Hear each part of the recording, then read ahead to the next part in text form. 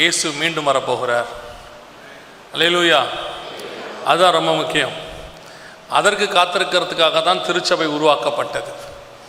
ஏற்கனவே நடந்த நிகழ்வுகளை நினைவு கூறுவதற்காக திருச்சபை அல்ல, வரப்போகிற இயேசுவை எதிர்பார்த்து தான் திருச்சபை ஏற்படுத்தப்பட்டது.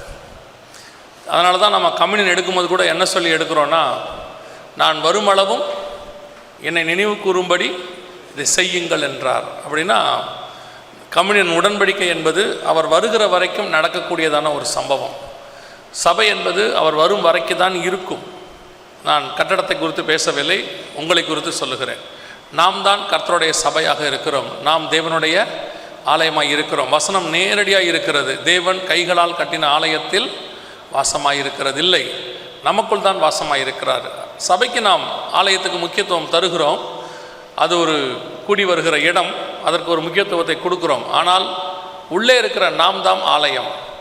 இந்த ஆலயத்தை மீண்டும் எடுத்துக்கொண்டு போகும்படி ஆண்டவராகிய இயேசு கிறிஸ்து வருகிறார். அல்லேலூயா. உங்கள் பிள்ளை 10வது பாஸ் பண்ணுவது நல்லது. 10வது பாஸ் பண்ணதை நீங்கள் சந்தோஷமாக நினைப்பீங்க. ஆனால் வாழ்நாளெல்லாம் 10வது பாஸ் பண்ணதையே கொண்டாடிக்கிட்டு இருக்க மாட்டீங்க. அடுத்து 11வது பாஸ் பண்ணுறதை பற்றி யோசிப்பீங்க, 12வது பாஸ் பண்ணுறதை பற்றி யோசிப்பீங்க, அடுத்து அவன் என்ன படிக்கணுமோ அடுத்து அதை யோசிப்பீங்க. அதே மாதிரி தான் இயேசு முதலாவது வந்தது நல்லது, அதில் எந்த மாற்று கருத்தும் இல்லை. அவர் நமக்காக சிலுவை சுமந்தது நல்லது, ரத்தம் சிந்தினார், மீட்டார், எந்த மாற்று கருத்தும் இல்லை. அதெல்லாம் 10வது பாஸ் பண்ணதுக்கு அடையாளம். இனி வரப்போகிறது என்ன, அடுத்து நடக்க போவது என்ன? வரப்போகிற இயேசு கிறிஸ்துவுக்கு காத்திருக்கிறோம். நாம் அதற்கு காத்திருக்கிறோமா என்பது தான் கேள்வி. பல நேரங்களிலே நாம் உலகத்தினுடைய நடக்கக்கூடியதான பல நிகழ்வுகள், அதில் ஏற்படக்கூடிய சம்பவங்கள், சூழ்நிலைகள், வாழ்க்கையில் நடக்கக்கூடியதான காரியங்கள், இவைகளையெல்லாம் பார்த்துவிட்டு நாம் தேவனுடைய காரியம், சித்தம், வருகை, இது எல்லாவற்றையும் நாம் மறந்து விடுகிறோம். அல்லது அதை பற்றின ஒரு கான்சன்ட்ரேஷன் இல்லாமல் இருக்கிறோம். பொதுவாக நம்ம ஆப்போசிட்டாக போய்விட்டோம். அதை குறித்து தான் நாம் இன்றைக்கி பார்க்க போகிறோம். நாம் வாசித்த அந்த வசனம், இன்றைக்கி வேத பகுதியாக நாம் வாசித்தோம் இல்லையா? மத்தேயு எழுதின சுவிசேஷம் 24ஆம் அதிகாரத்தில் 32வது வசனத்திலிருந்து நாம் தொடர்ச்சியாக 39வது வசனம் வரைக்கும் வாசித்தோம் இல்லையா? இதுக்குள்ளே இருந்து தான் இன்றைக்கி சில விஷயங்களை நாம் பார்க்க போகிறோம். நாம் பார்ப்பதற்கு முன்பதாக நாம் ஒரு சிறு ஜெபம் செய்து அதற்கு பிறகு பார்க்க போகிறோம். கண்களை மூடுவோம். நல்ல தகப்பனே, எங்கள் சர்வ வல்லமையுள்ள ஆண்டவரே, இந்த அருமையான நாட்களுக்காக உமக்கு ஸ்தோத்திரம். நீர் எங்களுக்காக மரித்து ரத்தம் சிந்தி ஆண்டவரே உயிரோடு கூட எழுந்து பிதாவின் வலது பாரசத்தில் உட்கார்ந்திருக்கிறீர் என்று சொல்லி நாங்கள் அறிந்திருக்கிறோம். ஆண்டவரே, இப்பொழுது நீர் மீண்டும் வரப்போகிறதான காலம் வந்திருக்கிறது. ஆண்டவரே, முதலாவது முறை வந்தபோது ஜனங்கள் உமக்காக காத்திருக்கவில்லை. யூத ஜனங்கள் உம்மை தவற விட்டு விட்டார்கள். ஆனால் 2வது வரமுறை நாங்கள் உம்மை தவறவிட மாட்டோம். ஆண்டவரே, சமூகத்துக்கு நாங்கள் காத்திருக்கிறோம். இந்த நாளிலும் கூட நாங்கள் அதற்கென்று ஆயத்தப்பட உம்மை நோக்கி பார்க்க கர்த்தர் கிருபை பாராட்டும். கிருபையுள்ள கரத்தில் எங்களை தாழ்த்துகிறோம். எங்கள் ஆண்டவர் இயேசுவின் நாமத்தில் பிதாவே. அல்லேலூயா. உற்சாகமாக இருக்கிறீங்களா? ரொம்ப லேட் ஆயிடுச்சா? ரொம்ப நேரமாக உட்காந்துருக்கிறீங்களா? இன்னும் கொஞ்சம் நேரம் உட்காரதான் வேணும். நாளையிலேருந்து எல்லாமே சரியாகி நடக்கும், விசுவாசிக்கிறோம் கர்த்தருக்குள். மத்தேயு எழுதின சுவிசேஷம் 22ஆம் அதிகாரம் 32வது வசனத்திலிருந்து நாம் பார்க்கிறோம். அங்கே இயேசு கிறிஸ்துவானவர் ஒரு ஓமையை குறித்து சொல்லுகிறார். வேதத்தை பொறுத்த வரைக்கும் ஓமை என்பது, உலகத்தை பொறுத்த வரைக்கும் ஓமைனா கம்பேரிசன், பேரபிள், கம்பேரிசன் என்று சொல்வார்கள். அதாவது ஒரு விஷயத்தை சொல்லுவதற்கு இன்னொரு விஷயத்தை சொல்லி புரிய வைப்பது, அதற்கு பேர் தான் ஓமை. ஏதாவது ஒரு விஷயம் நமக்கு தெரியாமல் இருந்துச்சுன்னா அது அந்த மாதிரி இருக்கும், அந்த மாதிரின்னு நம்ம சொல்கிறோம் இல்லைங்களா, அதற்கு பேர் தான் ஓமை. ஆனால் வேதாகமத்தை பொறுத்த வரைக்கும் ஓமை என்பது எதை குறிக்கிறது? மத்தேயு எழுதின சுவிசேஷம் 13ஆம் அதிகாரம் 9, 10, 11 வசனத்தை நீங்கள் வாசித்து பார்த்தீங்கன்னா, ஓமை என்பது பரலோக ராஜ்யத்தின் ரகசியம் என்று சொல்லப்படுகிறது. சீஷர் இயேசுவிடத்தில் கேட்கிறார்கள், நீர் ஏன் அவர்களோடு கூட ஓமைகளாக பேசுகிறீர் என்று சொல்லி. அதற்கு இயேசு பிரதியுத்தரமாக, பரலோக ராஜ்யத்தின் ரகசியங்களை அறிந்து கொள்வது உங்களுக்கு அருளப்பட்டிருக்கிறது, அவர்களுக்கோ அருளப்படவில்லை அப்படின்னு இருக்கிறது. அதுபோல் இந்த பரலோக ராஜ்யத்தின் ரகசியம் ஒவ்வொரு ஓமைகளுக்குள்ளாய் இருக்கிறது. வேதாகமத்தில் அநேக ஓமைகள் உண்டு. புதிய ஏற்பாட்டில் மாத்திரமே வேத வல்லுநர்கள் சொல்கிறாங்க 27லேருந்து 31 ஓமைகளுக்குள்ளே இருக்குது என்று சொல்கிறார். ஒவ்வொரு ஓமைகளுக்குள்ளேயும் ஒரு ரகசியம் இருக்கிறது, ஹெவன்லி சீக்ரெட் அப்படின்னு சொல்வார்கள். அதில் ஒரு ஓமையை தான் நாம் இன்று பார்க்க போகிறோம். 32வது வசனத்தில் அத்தி மரத்தினால் ஒரு ஓமையை கற்றுக்கொள்ளுங்கள். அதில் இளங்கிளை தோன்றி துளிர் விடும் பொழுது வசந்த காலம் சமீபமாயிற்று என்று அறிவீர்கள் என்று வசனம் சொல்லுகிறார். அத்தி மரத்தினால் ஒரு ஓமை என்றால் என்ன? முதல்ல அத்தி மரம் என்றால் என்ன? அத்தி மரத்தினால் ஒரு பரலோகத்தின் ரகசியத்தை கற்றுக்கொள்ளுங்கள். அதில் இளங்கிளை தோன்றி, உலக பிரகாரமான அத்தி மரமாக இருந்தால் ஒவ்வொரு வருஷமும் தோன்றும், ஒவ்வொரு வருஷமும் அதில் இளங்கிளை வரும். நம்ம சொல்கிறோம் ஸ்ப்ரிங் ஆட்டம் எல்லாம் சொல்கிறோம், இலையுதிர் காலம், மீண்டும் வசந்த காலம் அப்படின்லாம் நம்ம சொல்கிறோம். ஆனால் வேதத்தை பொறுத்த வரைக்கும் அத்தி மரம் என்றால் என்ன, எதை குறிக்கிறது? நீங்கள் கொஞ்சம் முன்னாடி வசனத்தில் போய் வாசித்து பார்த்தீங்கன்னா, இயேசு கிறிஸ்து எருசலேமுக்குள்ளே நுழையும் பொழுது ஒரு அத்தி மரத்தை பார்க்கிறார். அவருக்கு பசி உண்டாயிற்று, அத்தி மரத்தை பார்க்கிறார். அத்தி மரத்திலே பழங்கள் இல்லை, இயேசு அதை சபித்து விடுகிறார் என்று சொல்லி நாம் வாசிக்கிறோம். அநேகர் இந்த ஓமையை ரகசியமாய் பார்க்காமல் சம்பவமாய் பார்க்கிறார்கள். சம்பவமாக பார்க்கறதுனால என்ன சொல்கிறாங்க அப்படின்னா, இயேசு பாருங்க, மனுஷன்தான், கடவுள் கிடையாது, அவர் எவ்வளோ கோவப்பட்டார் பாருங்க, ஒரு மரம் பழம் கொடுக்கலன்ட்டு அதை சபிச்சுட்டார் பாருங்க அப்படின்னு. இயேசு கிறிஸ்து அப்படிப்பட்ட தேவன் அல்ல. ஏனென்று சொன்னால், வனாந்தரத்தில் இரவும் பகலும் 40 நாள் அவர் புசியாமல் இருந்தார் என்று வேதம் சொல்லுகிறது. 40 நாளைக்கு கூட இயேசு சாப்பிடாமல் இருப்பார். ஒருவேளை சாப்பாடு இல்லைன்னா கோவப்படுகிற தேவனே இல்லை. ஒரு இடத்துல வாருங்கள் சாப்பிடுவோம் என்று அக்கறைக்கு போகிறார். போகும்போது ஜனங்கள் அவரை தேடி வந்து அவர் பிரசங்கிக்க வேண்டும் என்று கேட்கிறார்கள். வேதம் சொல்லுகிறது, இயேசு அவர்கள் மேல் மனதுருகி பேசத் தொடங்கினார். சாப்பிடாம இயேசு பேசுகிறார். இயேசு சாப்பாட்டுக்காக ஒரு மரத்தை சபிக்கிற தேவன் கிடையாது. அப்படின்னா அந்த சம்பவத்தில் என்ன இருக்குது அப்படின்னா, அத்தி மரம் என்பது வேதத்தை பொறுத்த வரைக்கும் எதை குறிக்கிறது அப்படின்னு பார்த்தீங்கன்னா, வேதத்தில் சில காரியங்களை அதிகம் தேவன் கையாளுவதை நீங்கள் பார்க்க முடியும். ஒலிவ மரம், அத்தி மரம், திராட்சை செடி, இதெல்லாம் அங்கே இருக்கும், அதிகமாக கையாளுவாங்க. இதற்கான விளக்கங்களை அவரே வேதத்தில் கொடுத்துருக்கிறார். நாம் ரொம்ப கஷ்டப்பட வேண்டாம், நம்ம தேடி கண்டுபிடிச்சா மட்டும் போதும். ஒலிவ மரம் என்பது எதை குறிக்கிறது அப்படின்னு பார்த்தீங்கன்னா, சகரியாவின் புஸ்தகத்தில் 4ஆம் அதிகாரத்தில் ஒலிவ மரம் என்பதற்கு கர்த்தரால் அபிஷேகம் பண்ணப்பட்டவர்கள் அப்படின்னு இருக்கிறது. வெளிப்படுத்தின விசேஷம் 11ஆம் அதிகாரம் 1 முதல் 4 வசனத்திலையும் நீங்கள் அதை வாசிக்க முடியும். சகரியாவின் புஸ்தகம் 4ஆம் அதிகாரம் முழுவதும் நீங்கள் வாசித்து பார்த்தால் அங்கே ஒலிவ மரம் என்பது இஸ்ரவேலில் இருக்கக்கூடிய ஊழியக்காரர்கள் என்று சொல்லப்பட்டிருக்கிறது. கர்த்தரால் அபிஷேகம் பண்ணப்பட்டவர்கள் அப்படின்னு இருக்கிறது. திராட்சை செடி என்பது எதை குறிக்கிறது அப்படின்னு பார்த்தீங்கன்னு சொன்னால், ஏசாயா தீர்க்கதரிசன புஸ்தகம் 5ஆம் அதிகாரம் 2வது வசனம் 7வது வசனம், இந்த 2 வசனத்தையும் வாசித்து பாருங்க. திராட்சை செடி என்பது யூதாவின் வம்சமே அப்படின்னு இருக்கும், அதாவது இஸ்ரவேலுடைய ஜனங்களை குறிக்கும். ஒலிவ மரம் என்பது இஸ்ரவேலுடைய ஊழியக்காரர்களை குறிக்கும். திராட்சை செடி என்பது இஸ்ரவேலுடைய ஜனங்களை குறிக்கும். சரி, அத்திமரம் என்பது எதை குறிக்கும்? எரேமியா தீர்க்கதரிசன புஸ்தகம் 26ஆம் அதிகாரம் 4வது வசனத்தில், அத்தி பழம் யூதர்கள் என்றும், அத்தி மரம் என்றால் அந்த பழம் எந்த மரத்தில் வரும்? அத்தி மரத்தில் வரும். அத்தி மரம் என்பது இஸ்ரவேல் தேசத்தை குறிக்கும். இஸ்ரவேல் தேசம் அத்தி மரம், இஸ்ரவேல் ஜனங்கள் திராட்சை பழம், இஸ்ரவேலின் ஊழியக்காரர்கள் ஒலிவ மரம் என்று சொல்லி நாம் பார்க்கிறோம். இந்த இடத்துல அத்தி மரத்தினால் ஒரு ஓமையை கற்றுக்கொள்ளுங்கள், அவருடைய அர்த்தம் என்னன்னா, இயேசு எருசலேமுக்கு வராரு, 3 வருஷம் இஸ்ரவேலில் இருந்து பார்க்குறாரு. இஸ்ரவேலில் அவர் எதிர்பார்த்த கனி இல்லை. போகிற இடத்துலலாம் அவரை துரத்துறாங்க, கல்லெறியை பார்க்குறாங்க, மலைக்கு மேலேருந்து கீழே தள்ள பார்க்குறாங்க, கடைசியாக அவரை கொலை செய்யவும் முடிவு பண்ணிட்டாங்க. இப்போ இயேசு சொல்கிறாரு, இந்த அத்தி மரத்தினால் ஒரு ஓமையை கற்றுக்கொள்ளுங்கள். உள்ளே நுழையும் போது அத்தி மரத்தை பார்க்குறாரு, அதில் ஒரு கனியும் இல்லை. இஸ்ரவேல் தேசத்துக்குள்ள ஒரு கர்த்தருக்கு பலன் கொடுக்கக்கூடிய ஒரு காரியமும் இல்லை. ஆனால் ஆகவே ஆண்டவர் அதை சபித்து விடுகிறார் என்று சொல்லி பார்க்கிறோம். இனி ஒரு காலம் உன்னிடத்தில் கனி உண்டாகாதிருக்க கடவுது அப்படின்னு சொல்லிட்டு போயிட்டார். அதே மாதிரி தான் இஸ்ரவேல் தேசம் ஏறக்குறைய 1900 வருஷம் மண்மேடாகி போய் கடந்தது என்று வேதத்தில் வாசிக்கிறோம். இப்போது சீஷர்கள் மத்திய 24 3வது வசனத்தில் வந்து கேட்குறாங்க, ஆண்டவரே திரும்பி எப்போ வருவீங்க?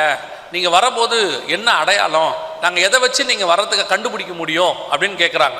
24ஆம் அதிகாரம் 3ஆம் வசனத்தில், பின்பு ஒலிவ மலையில் அவர் தனித்திருக்கையில் சீஷர்கள் அவரிடத்தில் வந்து, உம்முடைய வருகைக்கும் உலகத்தின் முடிவுக்கும் அடையாளம் என்ன, எங்களுக்கு சொல்ல வேண்டும் என்று கேட்டார்கள்னு இருக்கு. இப்போ இயேசு என்ன செய்கிறாரு? அதுக்கான பதில்களை சொல்லிக்கிட்டே வரார், ஒவ்வொரு அடையாளமாக சொல்கிறார். அந்த அடையாளங்களைத்தான் நம்ம 3 நாட்களும் கர்த்தருக்கு சித்தமானால் மாலை வேளையிலே பார்க்க போகிறோம். அப்படி சொல்லிக்கிட்டே வரும்போது அதில் ஒரு அடையாளம் சொல்கிறாரு, அத்திமரம் துளிர்க்கிறதை நீங்கள் காணும்போது. அங்கே தான் சொல்லிட்டு வந்தார், அத்திமரம் சபிக்கப்பட்டு இனி ஒரு காலம் கனி வராதுன்னு. திருப்பி அத்திமரம் துளிர்க்கிறதை நீங்கள் காணும்போது அதோடைய அர்த்தம் என்னன்னா, மீண்டும் இஸ்ரவேல் தேசம் உருவாகி வருகிறதை நீங்கள் காணும்போது அதில் இளங்கிளை தோன்றி, இளங்கிளைனா என்ன அர்த்தம்னா, ஏசாயா புஸ்தகம் 11ஆம் அதிகாரம் 1-2 வசனங்களை வாசித்து பாருங்கள். அங்கே சொல்லப்பட்டிருக்கிறது, ஈசா என்னும் அடி வேரிலிருந்து, அடி மரத்திலிருந்து ஒரு கிளை தோன்றி அப்படின்னு இருக்கு. அவரோட அர்த்தம் என்னன்னா, ராஜா வருவார் என்ற அர்த்தம். இஸ்ரவேல் தேசத்தில் மீண்டும் தேசம் உருவாகி எப்பொழுது அந்த தேசத்துக்கு ராஜா என்று ஒருவர் வருகிறாரோ, இளங்கிளைனா ஃபர்ஸ்ட் கிங், முதல் ராஜா, முதல் துளிர் எப்பொழுது விடுகிறதோ அப்பொழுது வசந்த காலம் சமீபமாயிற்று என்று அறிவீர்கள் சொல்லிட்டு அடுத்த வசனத்தில் சொல்றாரு, இவையெல்லாம் சம்பவிப்பதை நீங்கள் காணும்போது அவர் வாசல் அருகே வந்திருக்கிறார் என்று சொல்லி நீங்கள் அறிவீர்கள்னு வசனம் சொல்லுது. அப்போ இயேசு கிறிஸ்து எப்போ திரும்பி வருவார்? அநேகருக்கு இந்த இயேசு வருவார்னு சொன்னாலே இப்படி தான்ப்பா 2000 வருஷமாக சொல்கிறாங்க. ஒரு சில வயசானவங்க கூட சொல்லுவாங்க, இப்படி தான் எங்கள் காலத்துலேருந்து எங்கள் தாத்தா காலத்துலேருந்து சொல்கிறாங்க, இயேசு வரார் வரார் வரார்னு சொல்லிகிட்டே இருக்கிறாங்க, அவரும் அந்த பாடம் இல்லை இவங்களும் நிறுத்தின பாடம் இல்லை அப்படின்னு சொல்லி. கொஞ்சம் பேர் என்ன நினைக்கிறாங்க, வருவார் சொல்கிறாங்க, சரி வரட்டும், வந்தால் பார்த்துக்கலாம் அப்படின்னு சொல்லி ஒரு ஒரு தொய்வு வந்து விட்டது, அல்லது ஒரு அசட்டுத்தன்மை, சே அதெல்லாம் வரமாட்டார் அப்படிங்கிற ஒரு நிலைமை வந்துருச்சு. உண்மையிலேயே இந்த அடையாளங்களை எல்லாம் நீங்கள் காணும்போது தான் அவர் வாசல் அருகே வந்திருக்கிறார் என்று அறிவீர்கள். இந்த 2000 வருஷமாக ஜனங்கள் காத்திருந்தார்கள், எப்போ வருவீர் இயேசுவேன்னு பாடிக்கிட்டு இருந்தாங்க, எதிர்பார்த்து காத்திருந்தாங்க. யோசித்து பாருங்கள், ஆபிரகாம் கிட்ட சொன்னார் நான் திரும்பி வருவேன், அதனால தான் வசனம் சொல்லுது, ஆபிரகாம் என் நாட்களை பார்க்க ஆவலாக இருந்தான். ஆனால் எப்போ வந்தார் தெரியுமா? ஆபிரகாம்கிட்ட சொன்ன மாதிரி 2000 வருஷம் கழித்து வந்தார். அப்படியே ரத்தம் மாம்சமாக வந்து இயேசு கிறிஸ்துவாக வந்து நின்றார். அதான் இயேசு சொல்கிறாரு, ஆபிரகாம் என் நாட்களை பார்க்க ஆவலாக இருந்தான், இப்பொழுது கண்டு களி கூர்ந்தான், நான் இப்போ வந்திருக்கிறேன் அப்படின்றார். அதே மாதிரி தான் 2000 வருஷத்துக்கு முன்னாடி இயேசு திருப்பி சொன்னார், நான் மீண்டும் வருவேன், எப்படி ஏறி போனேனோ அப்படியே இறங்கி வருவேன். அவர் சொல்லி 2000 வருஷம் ஆகுது. அன்னிலிருந்து இன்னைய வரைக்கும் காத்திருக்கிறாங்க. எப்படி முதலாவது 2000 வருஷம் யூதர்கள் காத்திருந்தார்கள், இப்பொழுது 2000 வருஷம் நாம் காத்திருக்கிறோம். முதலாவது சொன்னபடியே வந்த இயேசு 2ஆம் முறையும் சொன்னபடியே வருவார். அல்லேலூயா. ஏனென்று சொன்னால் அவர் சொன்ன வார்த்தைகளில் ஒன்றும் ஒளிந்து போகவில்லை. வானமும் பூமியும் ஒளிந்து போனாலும் கர்த்தருடைய வார்த்தை ஒளிந்து போகாது. நாம் எல்லாருமே எப்படி ஆயிட்டோம்னா, இயேசு சொன்னதெல்லாம் வசனத்தில் இருக்கு, எல்லாம் நம்புகிறோம், ஆனால் நடக்கும்போது பார்த்துக்கலாம், நமக்குள்ள ஒரு நிர்விசானம் வந்துருச்சு. ஏன்னா 2000 வருஷம் ஆனதுனால நமக்கு அப்படிப்பட்ட எண்ணங்கள். அந்த எண்ணம் வரும்போது நம்மை தேற்றுவதற்கு அல்லது நாம் ஆயத்தப்படுவதற்கு ஒரு ஆதாரமாக சில காரியங்களை ஆண்டவர் சொன்னார். நிறைய காரியங்கள் சொல்லியிருக்கிறார். இந்த வேதாகமத்தில் 20% தீர்க்க தரிசனம் அதை பற்றி தான் இருக்குது. அதில் ஒன்று என்ன அப்படின்னு கேட்டிங்கன்னா, அத்தி மரத்தினால் ஒரு ஓமையை கற்றுக்கொள்ளுங்கள், இஸ்ரவேல் தேசத்தினால் ஒரு பரலோகத்தின் ரகசியத்தை கற்றுக்கொள்ளுங்கள். அதில் இளங்கிளை தோன்றி துளிர்விடும் பொழுது, ஃபஸ்ட்டு ராஜா அந்த தேசத்திற்கு வரும் பொழுது, இளங்கிளை தோன்றி துளிர்விடும் பொழுது அவர் வாசல் அருகே வந்திருக்கிறார் என்று அர்த்தம். அதோட அர்த்தம் என்னன்னா, இதான் ஃபர்ஸ்ட் கிங், இஸ்ரவேலுக்கு முதல் ராஜா, இதான் ஃபர்ஸ்ட் கிங். இங்க இருக்கார் பாருங்க, the state of Israel is born. 1948 மே மாதம் 14ஆம் தேதி ஆண்டவர் சொன்ன தீர்க்க தரிசனம் நிறைவேறி விட்டது. அத்திமரம் துளிர் விட்டு விட்டது. இன்னொரு பிரச்சனை என்ன நம்மகிட்ட இருக்குதுன்னு தெரியுமா? தீர்க்க தரிசனம் நடந்ததே நிறைய பேருக்கு தெரியாது. இதெல்லாம் நடந்துருச்சா, பைபிளில் உள்ளதெல்லாம் நடந்துருச்சானே நிறைய பேருக்கு தெரியாது. அப்படியா இதெல்லாம் நடந்துருச்சா அப்படின்னு கேட்பாங்க. இன்னும் கொஞ்சம் பேர்கிட்ட என்ன வித்தியாசம் இருக்குது அப்படின்னு கேட்டிங்கன்னா, தீர்க்க தரிசனம் நடந்துருச்சுன்னா கூட ஒத்துப்பாங்க, நடக்க போகுதுனாலும் ஒத்துப்பாங்க.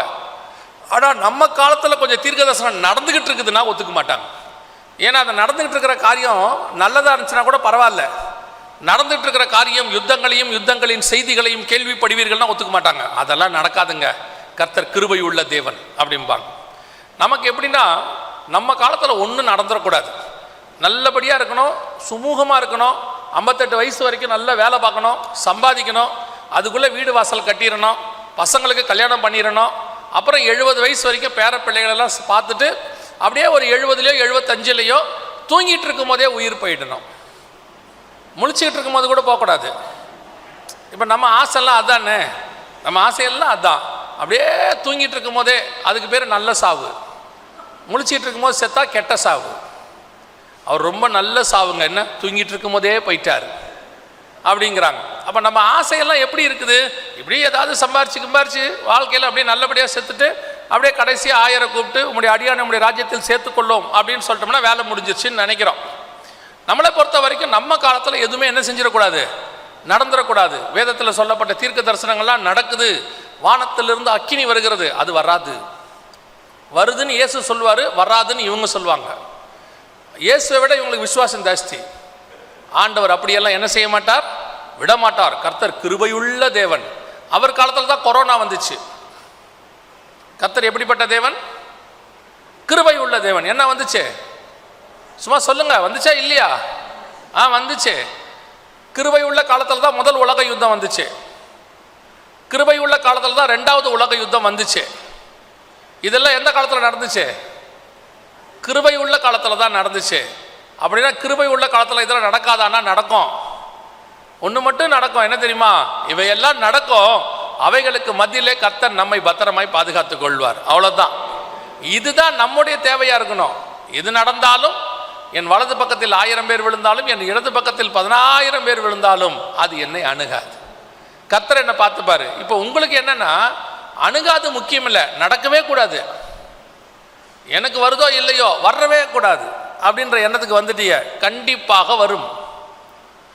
லென்த்து நாட்களில் இது எனக்கு தேவையா, நான் பாட்டுன்னு வீட்டில் நல்லபடியாக தானே இருந்தேன் அப்படின்னு நினைக்கிறீங்களா? உங்களுக்கெல்லாம் ஆண்டவர் இந்த லென்த்து ரொம்ப நல்ல லென்த்தாக வச்சுருக்கிறார். ஏன் அப்படின்னு கேட்டால், இதுவரைக்கும் நீங்கள் நடந்த காரியங்களை நீங்கள் தியானித்திருப்பீர்கள். எப்படி ஒரு 40 நாளைக்கு சிக்கன் மட்டன் சாப்பிட மாட்டீங்க தானே? ஆமாம் தானே? ஆமாம். சாப்பிட்றவங்க இருக்காங்க, சாப்பிடாதவங்க நிறைய இருக்கிறாங்க இல்லை? எப்படியோ ரைட்டு, சாப்பிட்டாலும் சரி சாப்பிடா விட்டாலும் சரி. இந்த லென்த்தை பொறுத்த வரைக்கும் உங்களுக்கு இதை பற்றிலாம் நாங்கள் பேச போகிறதே கிடையாது.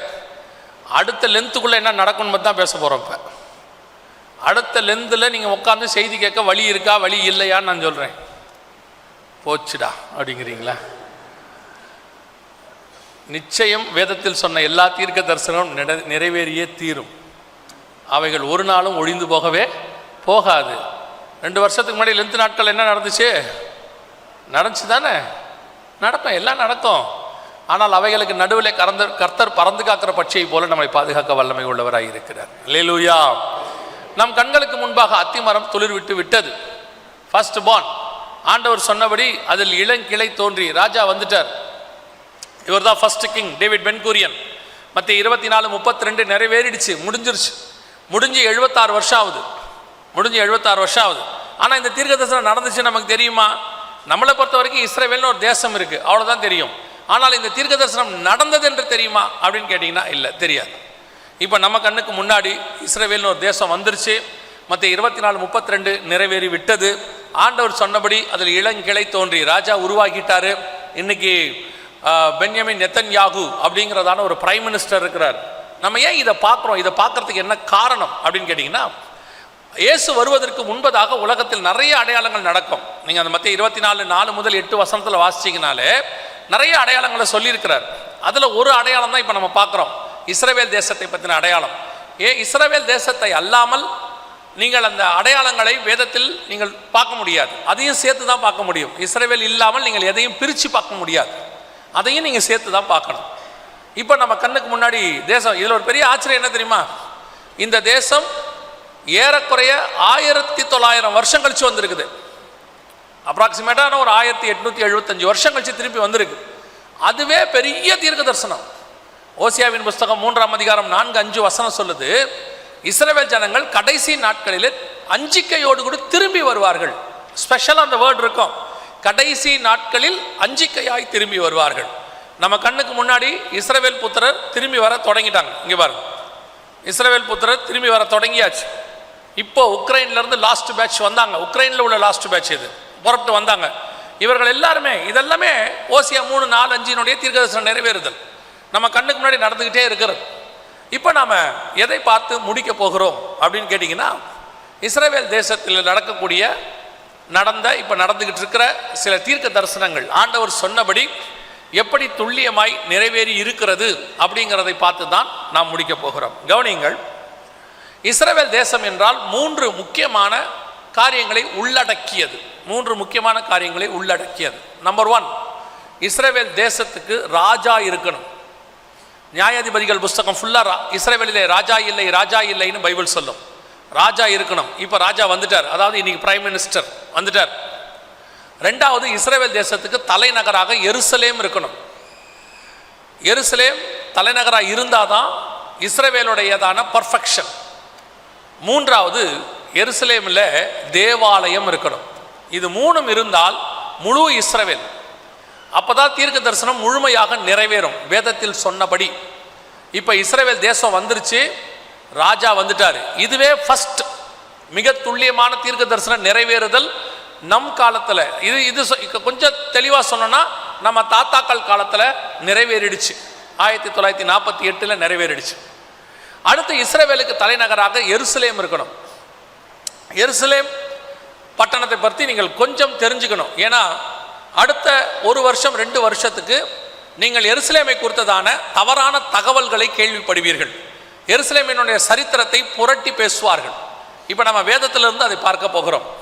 இன்னைக்கு இஸ்ரவேலுக்கு தலைநகராக, அஃபிஷியல் தலைநகராக டெல் அவிவ் அப்படிங்கிற பட்டணம் இருக்கு. எருசலேமும் இன்னொரு தலைநகராக இருக்கிறது. ஆனால் உண்மையிலேயே 1948 இஸ்ரவேலுக்கு தலைநகராக எருசலேம் இல்லை, தனி நாடாக மாறும் போது இல்லை, டெல் அவிவ் அப்படிங்கிற பட்டணம் தான் இருந்தது. ஏன், என்ன காரணம் அப்படின்னு கேட்டிங்கன்னா அதுக்கு 2 முக்கியமான காரணம். ஒன்று பிப்ளிக்கல் காரணம், வேதாகமத்தின் அடிப்படையில் உள்ளதான காரணம். ரெண்டாவது உலக பிரகாரமான காரணம். முதல்ல நான் வேதாகமத்தின் அடிப்படையில் உள்ள காரணத்தை சொல்லிவிடுகிறேன். ஏன் எருசலேம் இஸ்ரவேலுக்கு தலைநகராக இல்லை அப்படின்னு பார்த்தீங்கன்னா, எரேமியாவின் புஸ்தகம் 26ஆம் அதிகாரத்திலும் மீகாவின் புஸ்தகம் 3ஆம் அதிகாரம் 12வது வசனத்திலும் ஒரு காரியம் சொல்லப்பட்டிருக்கிறது. கவனிங்கள், இங்கே வசனம் சொல்லுது, எருசலேம் மண்மேடுகளாக்கி போகும், ஆலயத்தின் பர்வதம் சீலோவை போல மாறும். ஏன் எருசலேம் மண்மேடாகி போச்சு? ஆண்டவர் சொல்றாரு எருசலேம் முழுவதும் மண்மேடாகி போகும்னு சொல்றார். ஏன் எருசலேம் மண்மேடாகி போச்சு அப்படின்னு கேட்டிங்கன்னா, அந்த எரேமியா 26ஆம் புஸ்தகத்தில் போய் வாசிச்சு பாருங்க. இஸ்ரவேலர்களும் யூதர்களும் தேவனுக்கு விரோதமாய் அந்த தேசத்தில் பண்ணதான அக்கிரமம், அநியாயம் எல்லாம் அங்கே சொல்லியிருப்பார் ஆண்டவர். அவங்க என்னென்னலாம் பண்ணாங்க அப்படின்னு இருக்கோம், அதை நீங்கள் போய் பார்க்க முடியும். உங்களுக்கு தெரியும் நினைக்கிறேன், இந்த இஸ்ரவேலர்கள் எப்பவுமே என்ன செய்வாங்க, நியாயாதிபதிகள் புஸ்தகத்தில் இருக்குது, அப்புறம் நீங்கள் போய் பார்த்துக்கோங்க. தேவன் அவர்களுக்கு ஒரு காரியத்தை செய்வார், அவர்கள் அந்த காரியத்தை பெற்றுக்கொள்வார்கள். இப்போ தேசத்தை கொடுத்துருவார், கொஞ்ச நாள் ஒழுங்காக இருப்பாங்க. அப்புறம் தேசத்தில் தேவனுக்கு விரோதமான காரியங்கள், அவருக்கு பிடிக்காதது, அருவருப்பானது, முதன்மையானது, ஆண்டவருக்கு பிடிக்காதது விக்கிரகாராதனை அந்த தேசத்தில் இஸ்ரவேலர்கள் செஞ்சாங்கன்னு இருக்கும். பெலிஸ்தியருடைய காரியங்கள்லாம் அவங்க செஞ்சாங்கன்னு இருக்கும். ஆண்டவர் என்ன பண்ணுவார், ஒரு தீர்க்கதரிசியை வச்சு எச்சரிப்பார். எப்பா நீங்கள் பண்ணுறதெல்லாம் தப்புப்பா, செய்யக்கூடாதுப்பா அப்படின்னு சொல்வார். அவங்க கேட்க மாட்டாங்க. உடனே ஆண்டவர் என்ன பண்ணுவார், ஒரு ராஜாவை எழுப்புவார், புறஜாதி ராஜா. அப்புறம் அம்மோன் ராஜா வருவான், மோவாபிய ராஜா வருவான், அமலேக்கிய ராஜா வருவான். வந்து அவங்கள பிடிச்சி அடின்னு அடித்து ஒரு 20 வருஷம் 10 வருஷம் அவங்ககிட்ட அடிமையாக இருப்பாங்க. அப்புறம் ஆண்டவரை நோக்கி கதறுவாங்க, ஆண்டவரே எங்களை இப்படி என்னை காப்பாற்றுங்க. ஆண்டவர் ஒரு ரட்சகனை எழுப்புவார், எப்தா, பாராக், தெபோரால், இவன் கிதியோன், அப்புறம் சிம்சோன், இப்படி இறக்குவார். அவங்க வந்து என்ன பண்ணுவாங்க, விடுதலை ஆக்குவாங்க. திருப்பி இஸ்ரவேல் ஜனங்க கொஞ்ச நாள் கரெக்டாக இருப்பாங்க, திருப்பி தப்பு செய்வாங்க, திருப்பி ஆண்டவர் அவங்கள எச்சரிப்பார், திருப்பி பிடிச்சி கொடுப்பாரு, திருப்பி அழுவாங்க, திருப்பி அவங்கள வந்து காப்பாற்றுவார். இதே பொழப்பாக இருக்கும். நீங்கள் பார்த்தீங்கன்னா நியாயாதிபதிகள் புஸ்தகம் ஃபுல்லாக மாறி மாறி மாறி இப்படி நடந்துக்கிட்டே இருக்கும். இஸ்ரவேல் புத்திரர் மட்டும் இல்லை, நம்மளும் அப்படித்தான். நம்ம ஏதோ இஸ்ரவேல் புத்திரர் அப்படி நாமெல்லாம் தூயவான்கள் மாதிரி நினைக்கக்கூடாது. 1ஆம் தேதி ஆனால் கம்யூனியன் எடுக்கும்போது அப்படியே பயபக்தியோடு வந்து எடுப்போம். இருக்கிற மொத்த பாவத்தையும் அறிக்கை செய்து அங்கேருந்து இங்கேருந்து முழங்கால் படிக்கிறதுக்குள்ளே மொத்த பாவத்தையும் அறிக்கை பண்ணி முடிச்சிடுவான். அந்த அன்னைக்கு ஆண்டவரே அப்படியே சுற்றி இருக்கிறவங்ககிட்டலாம் சமாதானமாகி 1ஆம் தேதி காலையில் நான் பண்ணதெல்லாம் தப்பு மன்னிச்சிருங்க அப்படின்னு சொல்லி மனுஷங்கிட்ட மன்னிப்பு, ஆண்டவர்கிட்ட மன்னிப்பு. ஆண்டவரும் சரி உங்களை மன்னிச்சிடுறாரு. வந்து இங்கே முழங்கால் போட்டு கம்யூனியன் எடுத்துகிட்டு போகும்போதே சண்டை, வீட்டுக்கு போகும்போதே சண்டை. அடுத்த 30 நாள் கடைசியில் ஆண்டவர் என்ன பண்ணுவார் தெரியுமா, எதையாவது பிடிச்சி கொடுப்பார். யார்த்தையாவது ஏதாவது ஒரு வியாதி, ஏதோ ஒரு ஆக்சிடென்ட்டு, ஏதோ ஒரு சண்டை, ஏதோ ஒன்று நடக்கும். திருப்பி ஆண்டவர்கிட்ட வர்றது, ஆண்டவர் ஏன் எனக்கு இப்படியெல்லாம் நடக்குது, தசமாம் காணிக்க ஒழுங்காக தானே கொடுக்குறேன், சந்தா ஒழுங்காக தானே கட்டுறேன். ஆண்டவர் சொல்வார், அதெல்லாம் ஒழுங்காக தான் கட்டுறேன், நீ தான் ஒழுங்கு இல்லைம்பார். சந்தா பர்ஃபெக்டு, ஆனால் ஆளுடைய வேலை தான் சரியில்லை, சேட்டை. எல்லாம் உட்காந்துருக்குமோ, நான் உங்களை சொல்ல, நீங்கள் தங்கம், நான் பேசுகிறது எல்லாமே வேலூருக்கு வெளியே. நீங்கள் எதுவும் தப்பாக எடுத்துக்க போறியா? எங்களை தான் சொல்கிறாருன்னு. உங்களை நான் சொல்லவே இல்லை, நான் சொல்கிறது வேலூருக்கு வெளியே. ஒருவேளை உங்களை சொல்கிற மாதிரி உங்களுக்கு தோணுச்சுன்னா நீங்கள் தான். இப்போ நமக்கு எப்படி தெரியுமா? எங்களை ஒன்றும் சொல்லிடக்கூடாது, நீ யாரை வேணாலும் திட்டிக்கோம்பிங்க. நான் யாரையோ திட்டுறேன், உங்களை திட்டுற மாதிரி இருந்தால் நீங்கள் நினச்சிக்கோங்க. அப்படி தான் சபைக்குள்ளே உட்கார்ற வரைக்கும் நாம் எல்லாம் பரிசுத்தவான்கள் தான். சபைக்கு வெளியே எப்படி இருக்கிறோம், அங்கே என்ன செய்து கொண்டு இருக்கிறோம் ஆண்டவர் பார்க்குறாரு. சில நேரத்தில் நம்மை திருத்துவதுக்கு ஆண்டவர் பிடிச்சி கொடுக்குறாரு யாருக்கிட்டையாவது. நாம் சின்ன வயசில் இருக்கும்போது பாருங்கள், மருமகளாக இருக்கும்போது, மருமகனாக இருக்கும்போது நாம் பல சேட்டை பண்ணுவோம். அப்படியே போட்டு ஆண்டவருக்கு அதெல்லாம் சொன்னாலும் கேட்க மாட்டோம். சுற்றி இருக்கிற ஆளை வச்சு சொல்லுவார், ஏம்மா நீ இந்த மாதிரிலாம் பேசுறது நல்லது இல்லைன்னு. கேட்க மாட்டோம். அதுக்கு ஒரு சுயநீதி வச்சுருப்போம், அதுக்கு ஒன்று வச்சுருப்போம். ஆண்டவர் பொறுமையாக இருப்பார். ஓகே ரைட்டு, எப்போ பச்சை ஓலை பழுத்த ஓலையாக மாறுறதுக்கு ஒரு காலம் ஒன்று வரும். நீங்கள் மாமியார் ஆகிற காலம் ஒன்று வரும். அப்பொழுது உங்களை யார் கையிலையாவது பிடிச்சு கொடுப்பார். வர்றது உங்களை விட 2 மடங்கு பேசும். நீங்கள் சொல்லுவீர்கள், அந்த காலத்தில் நான்லாம் இப்படி பேசவே இல்லை. ஆண்டவர் சொல்வார், நீ இப்படி பேசலை, இதில் பாதி பேசின, இப்போ வட்டியும் முதலமா 30 வருஷம் கழிச்சு திருப்பி தரேன்பாரு. அப்போ நீங்கள் என்ன சொல்வீங்க? ஒரு வயசானவனு கூட பார்க்காம என்னை என்ன பேச்சு பேசுகிறா. ஆண்டவர் சொல்வார், நீ அந்த காலத்தில் என்ன பேச்சு பேசின. நாம் அந்த காலத்தில் பேசும்போது அமைதியாக இருந்தோமானால் இந்த காலத்தில் கர்த்தர் நமக்கு அமைதியான ஒரு வாழ்க்கை தருவார். எதை விதைத்தோமோ அதை கண்டிப்பாய் அறுக்கத்தான் வேண்டும். ஏன்னா நீதிமான்களுக்கு இங்கே என்ன செய்யப்படுகிறது? சரி கட்டப்படுகிறது. அப்போ தான் நீங்கள் பரலோகத்துக்கு போவிய. கல்றையில் இடம் வாங்கி வச்சுட்டா மட்டும் பரலோகத்தில் சேர்த்துப்பாங்கன்னு யார் சொன்னா உங்களுக்கு? உங்களுக்கு இடம் வாங்கி வச்சா கல்றையில் தான் கிடைக்கும், பரலோகத்தில் கிடைக்காது. நிறைய பேர் நினச்சிட்டு இருக்காங்க கல்றையில் வச்சுட்டோம்னா கன்ஃபார்மாக பரலோகத்துக்கு போயிடலான்னு. அதெல்லாம் சான்ஸே இல்லை. நீங்கள் பரலோகத்துக்கு போகிறது உங்கள் கையில் தான் இருக்குது, கல்றையில் இல்லை. எதுக்காக கல்றை உங்களுக்கு கன்ஃபார்மாக நாங்கள் கொடுத்துட்றோம்னா, இல்லைன்னா கவர்மெண்ட் புதைச்சிரும். சரி நாங்களே உங்களை நல்லபடியாக புதைக்கலாமே தான் கல்றையை கொடுத்துருக்குறோம். என்னங்க இப்படி வந்ததுலேருந்து மரணத்தை பற்றியே பேசுகிறீங்க? லெந்து நாட்கள் தானே, துக்கமான நாட்கள் தானே. கேளுங்க, நல்லாவே இருக்கும், கேளுங்க. பல நேரங்களில் நாம் என்ன செய்கிறோம்? எதை விதைக்கிறோம் என்று தெரியாதபடிக்கு விதைக்கிறோம். பேசுறதெல்லாம் பேசுறது, பண்ணுறதெல்லாம் பண்ணிடுறது. அப்படியே நம்ம யங்ஸ்டராக இருக்கும் போது சபைக்குள்ள எலெக்ஷனில் அடித்து சண்டை போட்டு அடித்து நவுத்து எடுத்துறது. ஆண்டவர் பார்த்துட்டே இருப்பார், மகனை இந்த ஆட்டை நீ இப்போ ஆடுற, 60 ஆகட்டும் நான் ஆடுவேன் பாரும்பார். அதுக்கப்புறம் ஒதுங்கி ஓரமாக உட்காந்த பிறகு கிட்னி ஃபெயிலியர் ஆயிரும். இந்த ஆள் ஆசீர்வாதத்துக்கு வந்தானா, திட்ட வந்தானா? நீங்கள் ஆக்சுவலாக என்ன நினைக்கிறீங்க தெரியுமா? எது ஆசீர்வாதம்னு நடக்குதோ இல்லையோ காதில் கேட்கறதுக்கு நல்லா இருக்கணும்னு நினைக்கிறீங்க. நீ வாலாகாமல் தலையாவாய், இன்று முதல் நான் உன்னை ஆசீர்வதித்து பலூகி பெருக பண்ணுவேன், நீ 1000 மடங்கு ஆசீர்வாதமாக இருப்பார். ஆண்டவர் சொல்லுகிறார், ஒரு வீடு இருந்தால் 2 வீடு கொடுப்பேன் என்று. இதெல்லாம் சும்மா தெரியுமா? இது எதுவுமே பரலோகத்துக்கு கூட்டு போகாது. நம்மை சரி பண்ணி கொண்டால் பரலோகத்துக்கு போவது எளிது. நம்ம சரி பண்ணாமல் என்ன பண்ணாலும் பரலோகத்துக்கு போக முடியாது. நிறைய பேருக்கு அப்படி தான் இருக்குது. கேட்குற செய்தி இனியாக இருக்கணும், சரி பண்ணிடக்கூடாது, குத்திடக்கூடாது, நம்மளை பற்றி எதுவும் சொல்லிடக்கூடாது, வெறும் ஆசீர்வாதமாக பேசிட்டு போயிடணும்னு நினைக்கிறீங்க. அதற்கு திருச்சபை தேவையே கிடையாது. அதுக்கு டிவி போதும், அதில் இருக்காங்க நிறைய பேர் பேசுறது. சபை என்பது என்ன இடம் தெரியுமா? நம்மை சரிப்படுத்துகிற இடம். ஸ்கூல் எதுக்கு தெரியுமா? சிலர் சொல்லுவாங்க ஸ்கூல் நல்லா படிக்க வைக்கிறதுக்கு. அதான் உண்மை. படிக்காத பையனையும் அது என்ன செய்யணும்? படிக்க வைக்கிறதுக்கு தான் ஸ்கூல். ஒரு வியாதியை சொன்ன சுகமாக்கிறதுக்கு தான் ஹாஸ்பிட்டல். ஒரு பாவியை மனந்திரும்ப பண்ணுறதுக்கு தான் திருச்சபை. நீங்கள் என்ன நினைக்கிறீங்க? திருச்சபை அப்படியெல்லாம் பேசக்கூடாது. சிலர் இருக்காங்க பாருங்கள், சின்ன பையன் சொல்லுவான், அந்த டாக்டர்கிட்ட நான் வரமாட்டேன், ஏன்? அவர் ஊசி போடுறாரு. இந்த டாக்டர்கிட்ட வரமாட்டேன், ஏன்? அவர் பெரிய பெரிய மாத்திரையாக கொடுக்குறாரு. மாத்திரையும் கொடுக்கக்கூடாது, ஊசியும் கொடுக்கக்கூடாது, ஆனால் சுகம் மட்டும் ஆகணும் அப்படின்னு நீங்கள் நினைக்கிறீங்க. சபை என்பது அப்படிப்பட்ட இடம் அல்ல. சபை நம்மை பரிசுத்தமாக்குற ஸ்தலம். உங்களுக்கு சுத்திகரிக்கிறதுக்கு என்ன தேவையோ அதை தான் சபை சொல்லி கொடுக்கணும். ஆசீர்வாதத்துக்கான வழி என்ன தெரியுமா? ஒன்றுமே இல்லை. நீங்கள் உண்மையாக இருந்தாலே போதும், கர்த்தர் ஆசீர்வதிச்சிருவார். அதை யாரும் சொல்லியெல்லாம் கொடுக்க வேணாம். உண்மை உள்ள மனுஷன் பரிபூர்ண ஆசீர்வாதங்களை பெறுவான். எங்கள் தாத்தாலாம் லூத்ரனில் இருந்தாங்க. அவங்களுக்கெல்லாம் யாரும் இந்த மாதிரிலாம் சொல்லியே கொடுக்கல. அவங்களாம் டிஃபால்ட்டாக நீதிமான். அவங்க லஞ்சம் வாங்க மாட்டாங்க, அவங்க குடிக்க மாட்டாங்க, சிகரெட் பிடிக்க மாட்டாங்க, சபைக்கு ஒழுங்காக போவாங்க. அவர்கள் சந்ததிகள் ஆசீர்வதிக்கப்பட்டு இருந்தது. அவங்களுக்கு இப்படிப்பட்ட செய்தி தேவைப்படலை. இப்போ லஞ்சம் டிஃபால்ட். சர்ச்சில் லஞ்சம் என்ன ஆயிடுச்சு? டிஃபால்ட். லஞ்சம் வாங்காத ஒருத்தரை பார்த்தா பொழைக்க தெரியாதவர் அதானே. இப்போ லஞ்சம் வாங்காத ஒருத்தர் இருந்தால் அவருக்கு பேர் என்னது? பொழைக்க தெரியாது. அவர் டிபார்ட்மெண்ட்டில் மட்டும் நான் இருந்தேன்னா இந்நேரம் 2 வீடு கட்டியிருப்பேன். அவர் பொழைக்க தெரியாத ஒரு மனுஷன். போன வாரம் ஒரு மனுஷனை குறித்து கேள்விப்பட்டேன். அவர் ரிட்டையர் ஆகிட்டார். கவர்மெண்ட் விட மாட்டேங்குது. எந்த கவர்மெண்ட்டு நான் சொல்ல மாட்டேன். ஒரு கவர்மெண்ட், உலகத்தில் அது ஒரு கவர்மெண்ட். அந்த கவர்மெண்ட்டை அவர் விட மாட்டேங்குது. நம்ம சபையை சார்ந்தவர். அவருக்கு சம்பளமே பார்த்தீங்கன்னா பயங்கரமாக கொடுக்க ரெடியாக இருக்கிறாங்க. ஆனால் மனுஷன் மெட்ரோ ட்ரெயினில் தான் போவார். இப்போவும் மெட்ரோ ட்ரெயினில் தான் போகிறார்.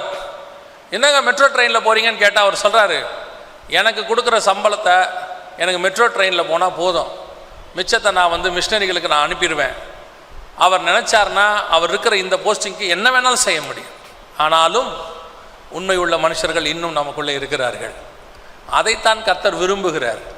நாம் எப்படி இருந்தாலும் சபை ஒன்றும் சொல்லக்கூடாது, கடிஞ்சு கொள்ளக்கூடாது, நம்மளை ஒன்றுமே சொல்லக்கூடாது. வந்த ஆயின்மெண்ட் மட்டும் போட்டு அனுப்பினோம்னா அந்த புண் ஆறாது, அது உள்ளூர இன்னும் மோசமாகத்தான் போகும். இயேசு வரும்போது சபை அவரோடு கூட போகாது. இஸ்ரவேல் ஜனங்க அதான் விரும்பினாங்க. தீர்க்கதரிசிகள் கடிந்து கொண்டா அவங்க ஒத்துக்க மாட்டாங்க, தீர்க்கதரிசியை போட்டு அடிப்பாங்க. முடிவு இஸ்ரவேல் எருசலேம் மண்மேடாகி போயிடுச்சு. எந்த அளவுக்குன்னு பார்த்தீங்கன்னா இந்த அளவுக்கு ஆயிடுச்சு. ஒரு மரம் கூட கிடையாதாம்மா இஸ்ரவேல் தேசத்தில். 1918க்கு முன்னாடி வரைக்கும் தேசத்தை சுற்றி பார்த்த ஒருத்தர் புக் எழுதியிருக்கிறாரு, இதுவா தாவீதின் நகரம், இவ்வளோ மோசமாக இருக்குதே அப்படின்னு எழுதியிருக்கிறார். அவ்வளவு ஆண்டவர் தேசத்தை கைவிட்டார்.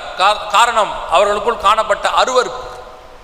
அந்த அருவருப்பின் நிமித்தம் கர்த்தர் தேசத்தை கைவிட்டார். எருசலேம் மண்மேடாகி போகும் என்று சொல்லப்பட்டபடி அது மண்மேடாகி போய்விட்டது. ஆனால் ஆண்டவர் 2வது காரணம் சொன்ன இல்லையா, இது ஸ்பிரிச்சுவல் ரீசன். 2வது காரணம் என்ன அப்படின்னு கேட்டால், எருசலேம் 3 முக்கியமான மதங்களுக்கு மைய இடம். இன்னும் சொல்ல போனால் அநேக மதங்களுக்கு அது மையமான இடமாக இருந்துச்சு. எனவே எருசலேமை ஐநா சபை கொடுக்க மாட்டேன் என்று சொல்லிவிட்டது. எல்லாருக்கும் இது முக்கியமான இடம். நாங்கள் இதை ஒருத்தர் கையில் கொடுத்தா, யூதர்கள் கையில் கொடுத்தாலோ அல்லது கிறிஸ்தவர்கள் கையில் கொடுத்தாலோ அல்லது இஸ்லாமியர்கள் கையில் கொடுத்தாலோ நீங்கள் ஒருத்தரை ஒருத்தர் அடித்துக் கொள்வீர்கள். எனவே இந்த பட்டணத்தை மாத்திரம் நாங்கள் வைத்துக் கொள்வோம் என்று ஐநா சபை வைத்துக் கொண்டது 1948. ஆனால் ஆண்டவர் சொல்கிற வார்த்தையை பாருங்கள். இப்போ நான் சொல்கிற வசனத்தை எல்லாருமே எடுங்க, மார்க் பண்ணிக்கோங்க. எதுக்காக உங்களுக்கு சொல்கிறேன் அப்படின்னா, இந்த வசனத்தின் காலத்தில் தான் இப்பொழுது நாம் இருக்கிறோம். நாம் இந்த தீர்க்க தரிசனம் நிறைவேறுகிற காலத்தில் இருக்கிறோம். சகரியா தீர்க்க தரிசன புஸ்தகம் 12ஆம் அதிகாரம் 1 முதல் 6 வசனத்துக்குள் நாம் இருக்கிறோம். இப்போ 2000 நான் சொல்கிறது 2000லேருந்து இந்த 2020 18 20 இந்த காலகட்டம் எல்லாம் இந்த வசனத்துக்குள்ளான தீர்க்க தரிசனங்கள் நிறைவேறுகிற காலம். இப்போ அது நடந்து கொண்டே இருக்கிறது. எதை பற்றி அப்படின்னு கேட்டிங்கன்னா, அங்கே ஆண்டவர் சொல்கிறார், எருசலேம் சகரியா 12:6 எருசலேம் திரும்பவும் தன் ஸ்தானமாகிய எருசலேமிலே குடியேற்றப்பட்டிருக்கும் அப்படின்னு சொல்றார். திரும்பவும் எருசலேம் வரும், அது மீண்டும் அதே ஸ்தானத்தில் குடியேற்றப்பட்டிருக்கும் என்று இயேசு சொன்னார். வேதம் சொல்லுகிறது. இது எந்த அளவுக்கு சாத்தியம்? சகரியா புஸ்தகம் இன்னிலிருந்து ஏறக்குறைய 2500 வருஷத்துக்கு முன்னாடி உள்ளது, அதுக்கும் முன்னாடி உள்ளது. இது எந்த அளவுக்கு சாத்தியம், வாய்ப்பு இருக்கிறதா? எருசலேம் அதே மாதிரி திரும்பி வருமா அப்படின்னு கேட்டிங்கன்னா, கிபி 70 எருசலேம் ரோமர்களால், தீத்து ராயனால், அதாவது சீசர் டைட்டஸ் அப்படின்னு சொல்வாங்க, அவர் மூலமாக தீக்கிரையாக்கப்பட்டது. தேசம் முழுவதுமாக கிபி 90 நாசம் பண்ணப்பட்டது. கடைசி கோட்டை மசாடா, அதுவும் இடிக்கப்பட்டது. அதோடு கூட இஸ்ரவேல் தேசத்தினுடைய சரித்திரம் தள்ளி போடப்பட்டது. அப்படியே அவ்வளோதான். அப்படி இருந்ததான அந்த தேசம் மீண்டும் குடியேற்றப்படுமா, வாய்ப்பு இருக்குதா அப்படின்னு கேட்டிங்கன்னா, இதே காலகட்டத்தில் இருந்ததான எத்தனையோ பட்டணங்கள், பாபிலோன், நினிவே, தீரு, பைபிளில் உள்ளது நான் சொல்கிறேன், அந்த பட்டணங்கள்லாம் இப்போ இல்லை. எல்லாமே இன்னும் சொல்ல போனால் இதெல்லாம் எருசலேமை விட மிக முக்கியமானது, பெருசு. ஆனால் அந்த பட்டணங்கள் எதுவும் இப்பொழுது இல்லை. எல்லாமே தண்ணிக்குள்ளே போயிடுச்சு, பாலைவனம் ஆயிடுச்சு. எல்லா பட்டணமும் சிதிலடைஞ்சு இடிஞ்சு போச்சு. பாபிலோன் எல்லாம் தண்ணிக்குள்ளேயே போயிடுச்சு. ஆனால் ஆண்டவர் சொல்றாரு, எருசலேம் மட்டும் திரும்பி வருங்கிறார். திரும்பி வரும்னு சொல்லி மீண்டும் எருசலேம் அதே ஸ்தானத்தில் நான் கொண்டு வருவேன் என்றார்.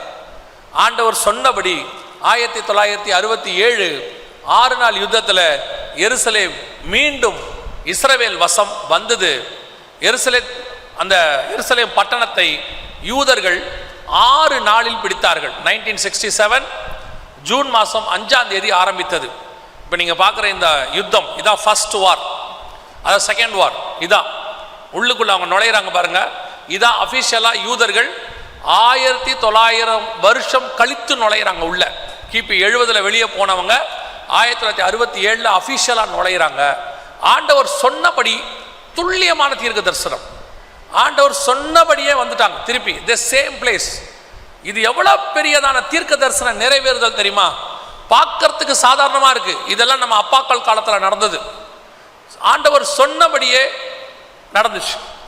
அவங்க உள்ளே நுழையும் போது ஒரு அரபியன் சொன்னாராம், அங்கே இருந்தவர் சொன்னாராம், நீங்கள் கண்டிப்பாய் திரும்பி வருவீர்கள் என்று தெரியும் அப்படின்னு சொன்னாராம். ஆண்டவர் சொன்னபடியே தீர்க்க தரிசனம் நிறைவேறிடுச்சு. எருசலேம் திரும்பவும் தன் ஸ்தானமாகிய எருசலேமிலே குடியேற்றப்பட்டு விட்டது. சகரியா 12:6 நம் கண்களுக்கு முன்பாக நிறைவேறிடுச்சு. அதில் ரொம்ப ஆச்சரியப்படுற ஒரு விஷயத்தை கவனிங்க.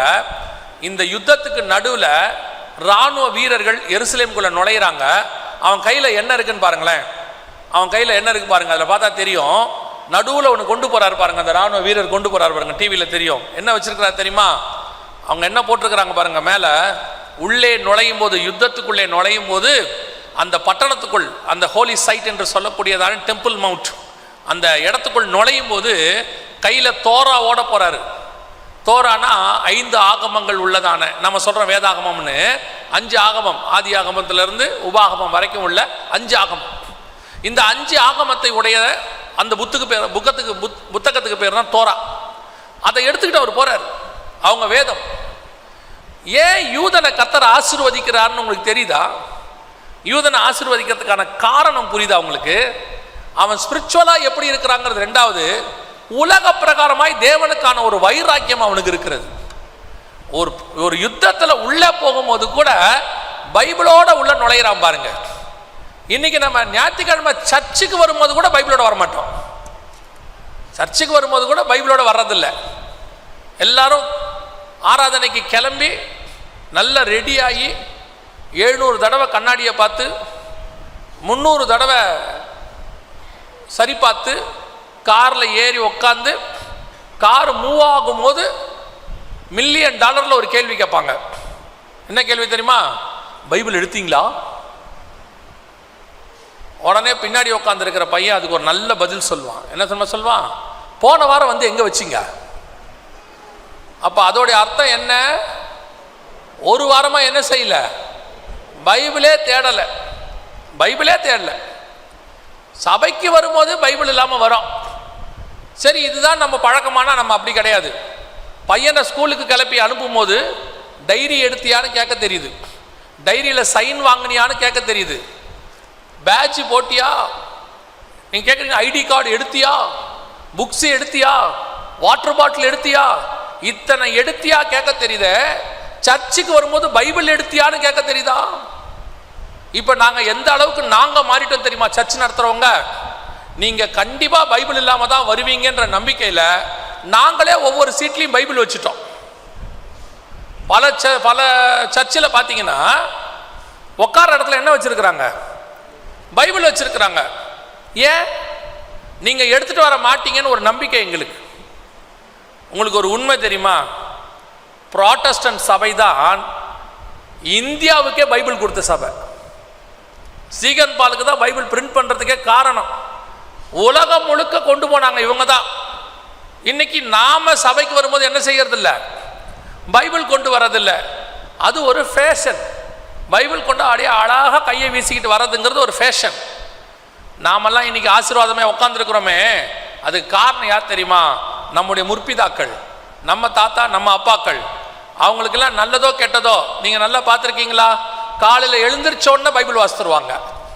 பல்லு விளக்கிட்டு நல்லா தலையை வாரிட்டு அழகாக உட்காந்து பைபிள் வாசிச்சுட்டு தான் மற்ற வேலை பார்ப்பாங்க. காஃபியே அதுக்கப்புறம் தான் குடிப்பாங்க. நீங்கள் யாராவது இப்போ இருக்க ஜென்ரேஷனில் காலையில் பைபிள் வாசிக்கிறீங்களா?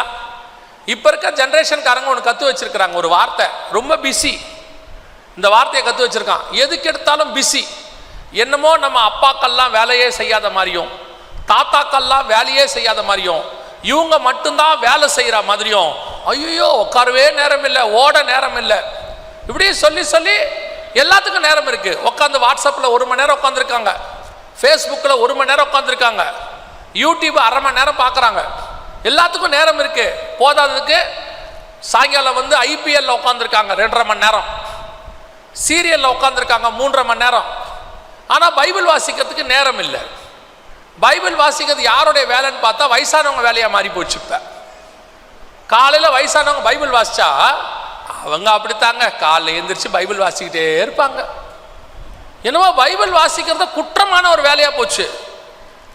நீங்களும் பைபிள் வாசிக்க மாட்டேங்கிறிய, உங்கள் பிள்ளைகளையும் பைபிள் வாசிக்க விட மாட்டீங்க. இப்பவும் சொல்கிறேன், நீங்கள் எங்கே வேணால் நல்ல வேலையில் இருங்க.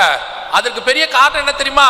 உங்கள் படிப்பு மட்டும் இல்லை, உங்கள் தாய் தகப்பன் உங்களுக்கு சேர்த்து வச்ச ஆவிக்குரிய ஆசீர்வாதம். உங்கள் அப்பா அம்மா கர்த்தருக்குள்ளே இருந்தது. இன்னைக்கு தலைமுறை பாருங்க, இன்னைக்கு இருக்கிற அப்பா அம்மா அவங்க செல்ஃபோனில் இருக்கிறாங்க, பையன் வீடியோ கேம்ஸில் இருக்கான். நம்ம தாத்தாலாம் பைபிள் வச்சுருந்தாங்க, நம்ம அப்பாக்களும் கையில் பைபிள் வச்சுருந்தாங்க. நீங்கள் செல்ஃபோன் வச்சுருக்கீங்க, உங்கள் பையன் வீடியோ கேம்ஸ் வச்சுருக்கான். இதுலேயே புரிஞ்சுக்கோங்க இன்னைக்கு அடுத்த ஜென்ரேஷன் என்ன ஆகும்னு பாருங்க. காலையில் எழுப்பும் போதே எங்கள் அம்மாச்சியெல்லாம் பார்த்தீங்கன்னா காலையில் எழுந்திரிச்சு 6 மணிக்கெல்லாம் குளிச்சுருவாங்க. குளிச்சு முடிச்சுட்டு வந்து பைபிளோட தான் நான் அவங்கள பார்த்துருக்கிறேனே. இப்போ போய் பாருங்க, சாயங்காலம் 6 வரைக்கும் குளிக்கிறது இல்லை, அது வேற விஷயம், விட்டுருங்க. ஒரு ட்ரெஸ்ஸை போட்டுக்கிட்டு ஒரு ஆஃப் ட்ராயரையும் ஒரு டிஷர்ட்டையும் போட்டுக்கிட்டே ஊர் ஃபுல்லாக சுற்றுறாங்க பைக்கில். ஒரு நைட்டியை போட்டுக்கிட்டே காய்கறி கடை வரைக்கும் வந்துடுறாங்க. அதை விட்டுருங்க. காலையில் எழுந்திரிச்சு பைபிள் வாசிக்கிறீங்களா, ஜெபம் பண்ணுறீங்களா, ஏதாவது இருக்கா? முந்தியெல்லாம் நம்ம வீடுகளில், நான் வேற யாரையும் பேசலை, சிஎஸ்ஐ வீடுகள், ப்ராட்டஸ்டன்ட் வீடியே சொல்கிறேன், காலையில் பிள்ளைய ஸ்கூலுக்கு அனுப்பும் போது 2 நிமிஷம் ஜெபம் பண்ணி அனுப்புவாங்க. நிற்கும் போது வெளியே போகும்போது நெத்தியில் ஒரு சிலுவை போட்டு அனுப்புவாங்க. இது ப்ரொசீஜர். இப்போ அப்படியே அனுப்புறிய? இப்போ நீங்கள் அனுப்புறத பாருங்க, 3ஆம் உலக யுத்தத்துக்கு பையனை அனுப்புற மாதிரி அனுப்புறீங்க ஸ்கூலுக்கு. ஆட்டோ வந்துருச்சு, ஓடு ஓடு, அவர் ஆண் நடிக்கிறார் பாரு, பேகை விட்டுட்டு போறியே, நாயே பேயே, வந்ததே போனதே, செத்ததே உயிர்த்ததே எல்லாம் வருது. எங்க ஜெபம் பண்ணி அனுப்புறிய? எங்க ஒரு நீங்க சிலுவை போறது சரியா தப்பாங்கிறத இடத்துக்கே நான் வரல. ஒரு பயபக்தி இருந்துச்சுல்ல அப்பா அம்மாவுக்கு, காலையில எந்திரிச்சோன்னா ஜெபம் பண்ணணும் இருந்துச்சுல்ல. இங்க காலையில ஜெபமே கிடையாது. நீங்க பாருங்க, நம்ம வீடுகளில் பாருங்க, நான் கண் கூட பார்த்ததை சொல்றேன். காலையில எழுந்திரிச்சோம்னா ஒரு பாட்டு போட்டு விட்டுருப்பாங்க, தந்தானை துதிப்போமேன்னு பாடும். அது எல்லா வீட்லையும் பாடும். இப்போ உங்க வீட்டில் பாட்டு இருக்கா? எழுந்திரிச்ச உடனே யூடியூப்பை போட்டு விட்டுறீங்க. காலங்காத்தால தக்காளி சட்னி செய்வது எப்படி, அதை செஞ்சு முடிச்சு கொண்டு வைக்கிறிய, அது தக்காளி சட்னி மாதிரியும் இல்லை, அது என்ன ரூபத்தில் இருக்கணும் தெரிய மாட்டேங்குது. எல்லாம் காலங்காத்தால செல்போனோட தான் உட்காந்துருக்கிய, முழிக்கும் போதே செல்போன்ல முழிக்கிறிய. அப்புறம் அப்பா அம்மாவை பார்த்து தாத்தா பாட்டியை பார்த்து சொல்றது, இந்த வயசானதுக்கு வேற வேலையே இல்லை, காலங்காத்தால உட்காந்து பைபிள் வாசிக்குதுங்கிறிய. இப்பவும் சொல்றேன், உங்கள் வீடு ஆசீர்வாதமா இருக்கிறதுக்கு காரணம் யார் தெரியுமா? இன்னும் அந்த தாத்தா பாட்டியை உட்காந்து வீட்டு வாசல்ல பைபிள் வாசிக்கிட்டு இருக்கிறாங்க. அவர்கள் தான் இன்னும் ஆசீர்வாதத்துக்கு காரணமா இருக்கிறாங்க. நீங்க வச்சிருக்கிற பணம், ஆஸ்தி, சம்பாத்தியம் எல்லாம் ஒரு நாள் ஒளிந்து போகும். அவர்கள் வைத்திருக்கிற ஆவிக்குரிய ஆசீர்வாதம் ஒரு நாளும் ஒளிந்து போகாது. அதுதான் உங்களை பாதுகாக்கும். பிள்ளைகளுக்கு காலையில் எழுந்திரிச்சு பைபிள் வாசிக்க சொல்லி கொடுங்க.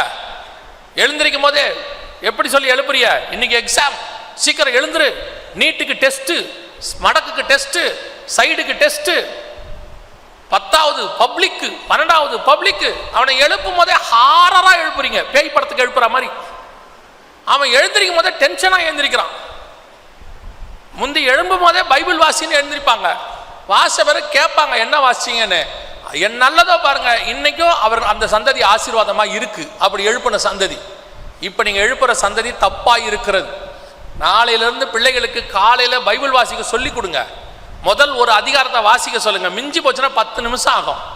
உங்க பிள்ளையினுடைய படிப்பு 70 வயசு வரைக்கும் உதவும். ஆனால் நீங்கள் கொடுக்கிற பைபிள் நித்தியத்துக்கும் உதவும், பரலோகம் வரைக்கும் உதவும். காலையில் உட்காந்து ஒரு 10 நிமிஷம் பைபிள் வாசிக்க சொல்லி கொடுங்க. அதுதான் உங்கள் பிள்ளைகளுக்கு நல்லது. இன்னைக்கு சயின்ஸ் எக்ஸாம், இன்னைக்கு பைபிள் வாசிக்க வேண்டாம், நாளைக்கு வாசிச்சுக்கலாம். ஏன்னா சயின்ஸில் மார்க் ரொம்ப முக்கியம். அப்போ தான் நீ டாக்டர் ஆக முடியும். அவன் டாக்டர் ஆகிறானோ இன்ஜினியர் ஆகிறானோ, ஆனால் பிள்ளை முதல்ல பரலோகத்துக்கு ஆயத்தமாகணும். டாக்டராகி இன்ஜினியராகி நரகத்துக்கு போய் என்ன பிரயோஜனம் சொல்லுங்க? அவன் டாக்டர் ஆகலனா கூட பரவாயில்ல, பரலோகத்துக்கு போயிட்டு ஆசீர்வாதம், அதான் முடிவு. அதனால தான் கர்த்தர் யூதனை இந்த அளவுக்கு ஆசீர்வதிக்கிறார். யூதன் உலகத்தில் ஏன் இவ்வளோ ஆசீர்வாதமாக இருக்கிறான்? எங்கே போனாலும் பைபிள் தான் வாசிக்கிறான். இப்போ யுத்தம் ஆரம்பிக்கும் போதும் அவன் பைபிள் அவங்களுடைய சங்கீத வாசித்து தான் ஆரம்பிச்சிருக்கிறாங்க. ஒவ்வொரு ஓய்வு நாளில் யுத்தம் நடந்தால் யுத்தம் பண்ண மாட்டான் யூதன், பரவாயில்லன்னு விட்டுடுறான். ஓய்வு நாள் தூரம் அமைதியாக இருக்கிறான். கர்த்தருக்குன்னு ஒரு இம்பார்ட்டன்ஸ். ஞாயிற்றுக்கிழமை சர்ச்சுக்கு வரணும், இம்பார்ட்டன்ஸ். ஞாயிற்றுக்கிழமை ஏதாவது ஆராதனை இருக்குதா, அன்னைக்கு ஏதாவது டெஸ்ட் இருந்தால் அங்கே போயிடுது. அன்னைக்கு ஏதாவது ஒரு முக்கியமான ஃபங்க்ஷன் போயிடுது, கல்யாணம் அங்கே போயிடுது. கேட்டால் சொல்கிறது, இந்த ஒரு வாரம் பிரச்சனை இல்லை, போயிடலாம், அடுத்த வாரம் பார்த்துக்கலாம். நீங்கள் எவ்வளவு முக்கியத்துவம் தருகிறீர்களோ அவ்வளவு முக்கியத்துவத்தை தான் தேவன் உங்களுக்கு தருவார். நீங்கள் கொஞ்சத்தில் உண்மையாக இருந்தால் அநேகத்தின் மேல் அதிபதியாய் வைப்பார். நீங்கள் அளக்கிற அளவின்படி தான் உங்களுக்கு அளக்கப்படும். நீங்கள் எவ்வளோ கர்த்தருக்கு வைராக்கியம் பாராட்டுறீங்களோ அவ்வளவு வைராக்கியம் கர்த்தர் உங்களுக்கு பாராட்டுவார். அல்லேலூயா. எருசலேம் மீண்டும் இஸ்ரவேல் வசம் வந்துச்சு. ஆண்டவர் சொன்னபடியே எருசலேம் மீண்டும் குடியேற்றப்பட்டு விட்டது. எதுக்கு நைட்டில் போட்டிருக்கோம் தெரியுமா? ஜனங்கள் அங்கே குடி வந்துட்டாங்கன்னு அர்த்தம். லைட் இல்லாட்டி ஜனங்க குடி இல்லைன்னு அர்த்தம். முழுவதுமாக எருசலேம் முழுக்க ஜனங்கள் வந்து விட்டார்கள். ஆனால் இது நம்முடைய அப்பாக்கள் காலத்தில் நடந்தது. ஆனால் ஆண்டவர் சொல்ற மிக முக்கியமான இன்னொரு விஷயம் இருக்கு. என்ன தெரியுமா? நம்ம காலத்தில் அந்த தீர்க்கதரிசனம் நிறைவேறிடுச்சு. அந்த 12:6 சகரியாவில் எருசலேம் திரும்பவும் தன் ஸ்தானமாகிய எருசலேமிலே குடியேற்றப்பட்டிருக்கும் அப்படின்னு சொல்லுது. இந்த ஸ்தானமாகிய எருசலேமிலே குடியேற்றப்பட்டிருக்கும் அப்படின்னா என்ன அர்த்தம்? எருசலேம் திரும்பவும் தன் ஸ்தானமாகிய எருசலேமிலே குடியேற்றப்பட்டிருக்கு. அப்போ எருசலேமுக்குன்னு ஒரு ஸ்தானம் இருக்கு. நாம வீட்டில் யார் வேணா இருக்கலாம், அப்பாவா இருக்கலாம், அம்மாவா இருக்கலாம். ஆனால் ஆஃபீஸில் ஒரு ஸ்தானம் உண்டு, ஒரு டெசிக்னேஷன் அப்படின்னு சொல்லுவாங்க. அதே மாதிரி எருசலேமுக்கு ஒரு ஸ்தானம் உண்டு. என்ன தெரியுமா? அது இஸ்ரவேலின் தலைநகரம்னு அர்த்தம். 1967 எருசலேம் வந்துட்டாலும் அது தலைநகராக மாறவில்லை. டெல் அவீவ் தான் தலைநகராக இருந்தது. ஆனால் ஆண்டவர் சொல்றாரு எருசலேம் திரும்பவும் தலைநகராக மாறும் என்று. காலம் வந்தது. நம்ம காலத்தில் அந்த ப்ராபசி நடந்துச்சு. 2018 மீண்டும் எருசலேம் இஸ்ரவேலுக்கு தலைநகராக மாறியது. அப்பொழுது ஜனாதிபதியாக இருந்தவர் டொனால்ட் ட்ரம்ப், அமெரிக்காவினுடைய ஜனாதிபதியாக இருந்தார். அவருடைய காலத்தில் மீண்டும் எருசலேம் இஸ்ரவேலுக்கு தலைநகராக மாறிடுச்சு 2018. இதில் ஒரு பெரிய ஆச்சரியம் என்ன தெரியுமா? சரியா இஸ்ரவேல் விடுதலையாகி 1948 70 வருஷம் ஆண்டவர் சொன்ன கணக்கு. அவங்க கையில் எருசலேம் பட்டணம் கிடைச்சதுலேருந்து 50 வருஷம் ஜூபிலி வருஷம். ஆண்டவர் சொன்னபடி இந்த மாதிரியெல்லாம் ஒரு ப்ராஃபஸி நடக்கிறது நம்ம காலத்தில் நடக்கிறது பெரிய விஷயம். நம்ம சாதாரணமாக நினச்சிட்டு இருக்கிறோம். யோசித்து பாருங்க, 2000 வருஷத்துக்கு 1900 வருஷத்துக்கு முன்னாடி காணாமல் போன ஒரு பட்டணம், மண்மேடாகி போன ஒரு பட்டணம், ஒரு மரம் கூட இல்லாமல் போன ஒரு சிட்டி இன்னைக்கு திரும்பவும் அதே ஸ்தானத்துக்கு வந்தது என்று சொன்னால் அது எருசலேம் மட்டும்தான். உலகத்தில் வேறொரு சிட்டி கிடையவே கிடையாது.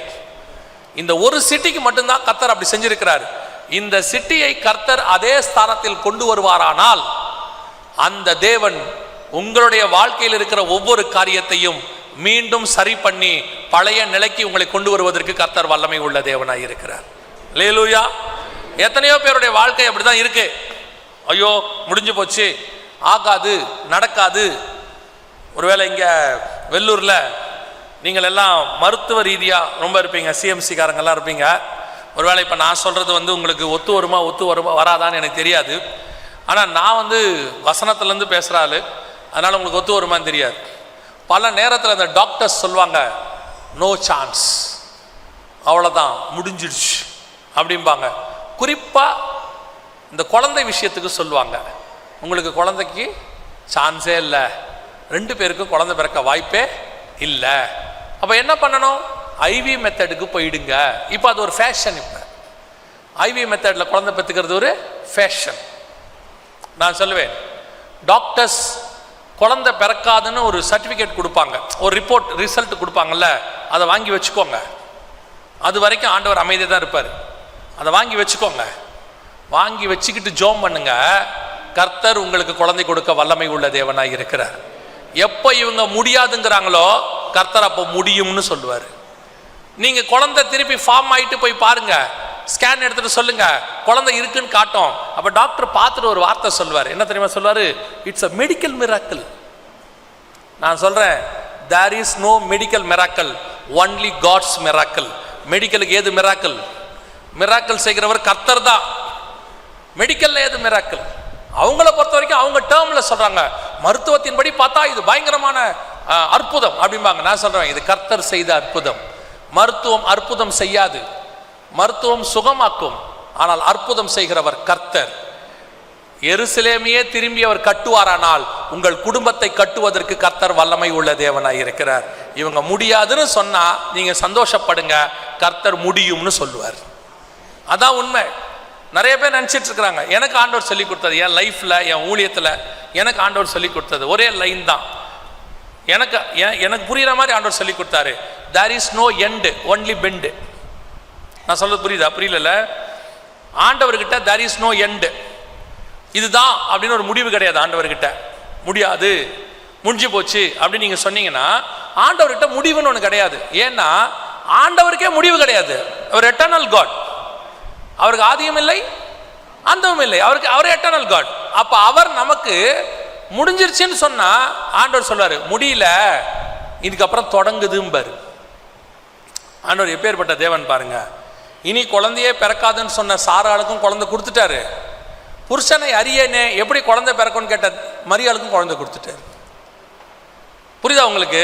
திறக்கப்படாத கர்ப்பத்திலையும் குழந்தை கொடுத்துட்டாரு, அடைக்கப்பட்ட கர்ப்பத்திலிருந்து குழந்தையை கொடுத்துட்டாரு. தேவனால் கூடாத காரியம் ஒன்றும் இல்லை. வேதத்தில் எடுத்து பாருங்க, செத்து சில மணி நேரம் தான் ஆச்சான் யவிருவின் மகள் உயிரோடு எழுப்பி கொடுத்துட்டாரு. செத்து ஒரு நாள் 2 நாள் தான் ஆச்சான் நாயின் ஒரு விதவியின் மகன் எழுப்பி கொடுத்துட்டாரு.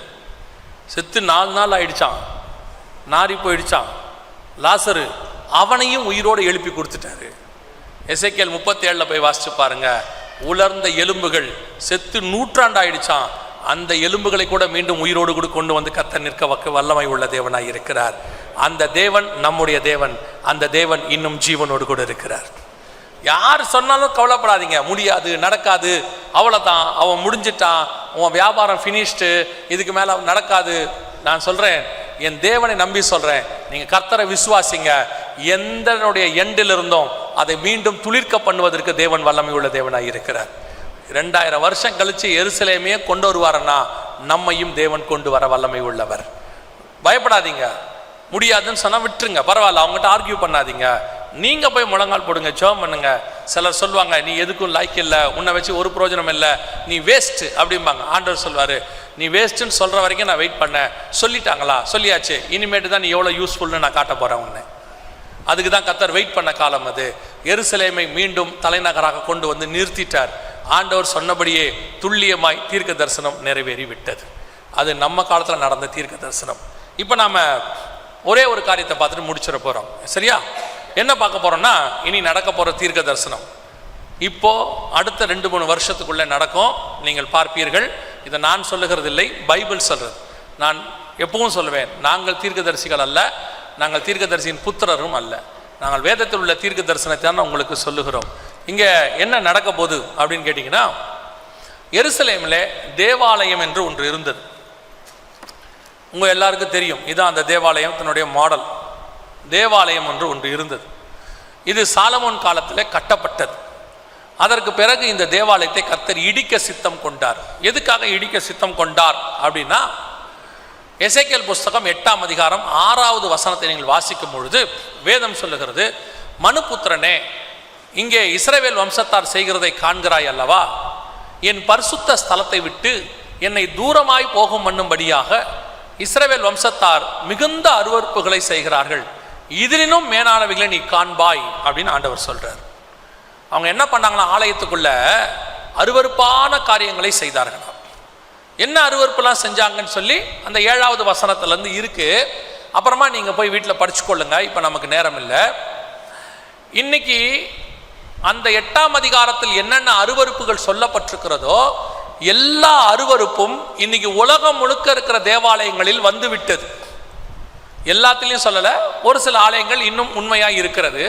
பெரும்பான்மையான ஆலயங்கள் அந்த அருவருப்புகளுக்கு நேராக போயிருச்சு. ஓரின சேர்க்கையில் ஆரம்பிக்குது. ஆணுக்கும் ஆணுக்கும் கல்யாணம், பெண்ணுக்கும் பெண்ணுக்கும் கல்யாணம், நாய்க்கு பூனைக்கும் கல்யாணம், பூனைக்கும் நாய்க்கும் கல்யாணம், சர்ச்சுக்குள்ளே வச்சு நிர்வாக கல்யாணம், அந்த கல்யாணம் இந்த கல்யாணம் எல்லாம். அது ஒரு பக்கம். இன்னொரு பக்கம் சபைக்குள்ளேயே அருவருப்பான காரியங்கள். கொரிந்தியருக்கு எழுதும் போது எழுதுவார், சபைக்குள்ள என்னென்ன அருவருப்பு இருக்குன்னு போய் படிச்சு பாருங்க. புறஜாதியாருக்குள்ளும் காணப்படாத அருவருப்புகள் உங்களுக்குள் காணப்படுகிறதே. புறஜாதியார் கூட செய்யறதுக்கு பயப்படுவானா, ஆனா துணிகரமா அப்படிப்பட்ட காரியங்களை செஞ்சுக்கிட்டு இருக்கிறவன் உள்ள உட்கார்ந்துருப்பானா.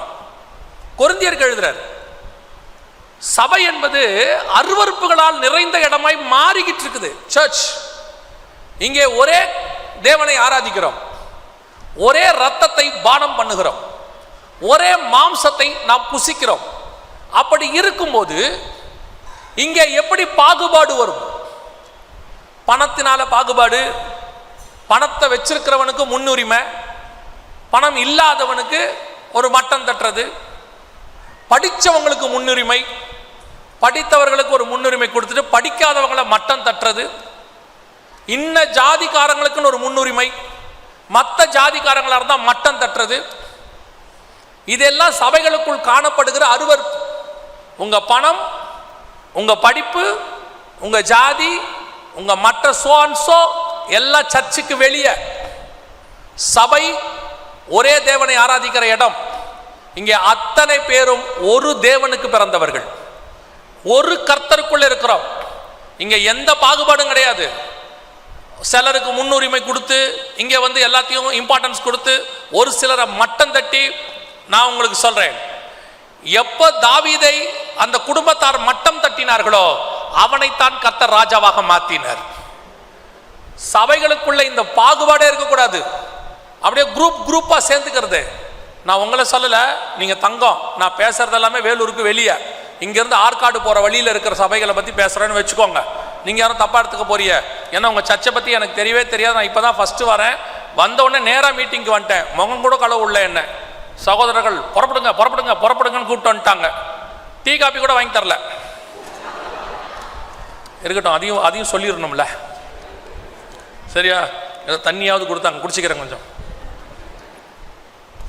வந்த வேகத்தில், ஏன்னா நீங்க நினைச்சிடக்கூடாது இதை சொல்லிங்களே கூப்பிட்டு வந்துட்டாங்க போல அப்படின்னு சொல்லி. இல்ல, சபைகளுக்குள்ள கடைசி காலத்துல உலகத்தில் இருக்கிற அரசியல்வாதி கிட்ட இருக்க வேண்டிய அத்தனை குணமும் சபைக்குள்ள இருக்கிறவன் இருக்கு. அரசியல்வாதியே பயப்படுறான் சில விஷயத்தை செய்யறதுக்கு. நம்மால பயப்படுறதே இல்லை.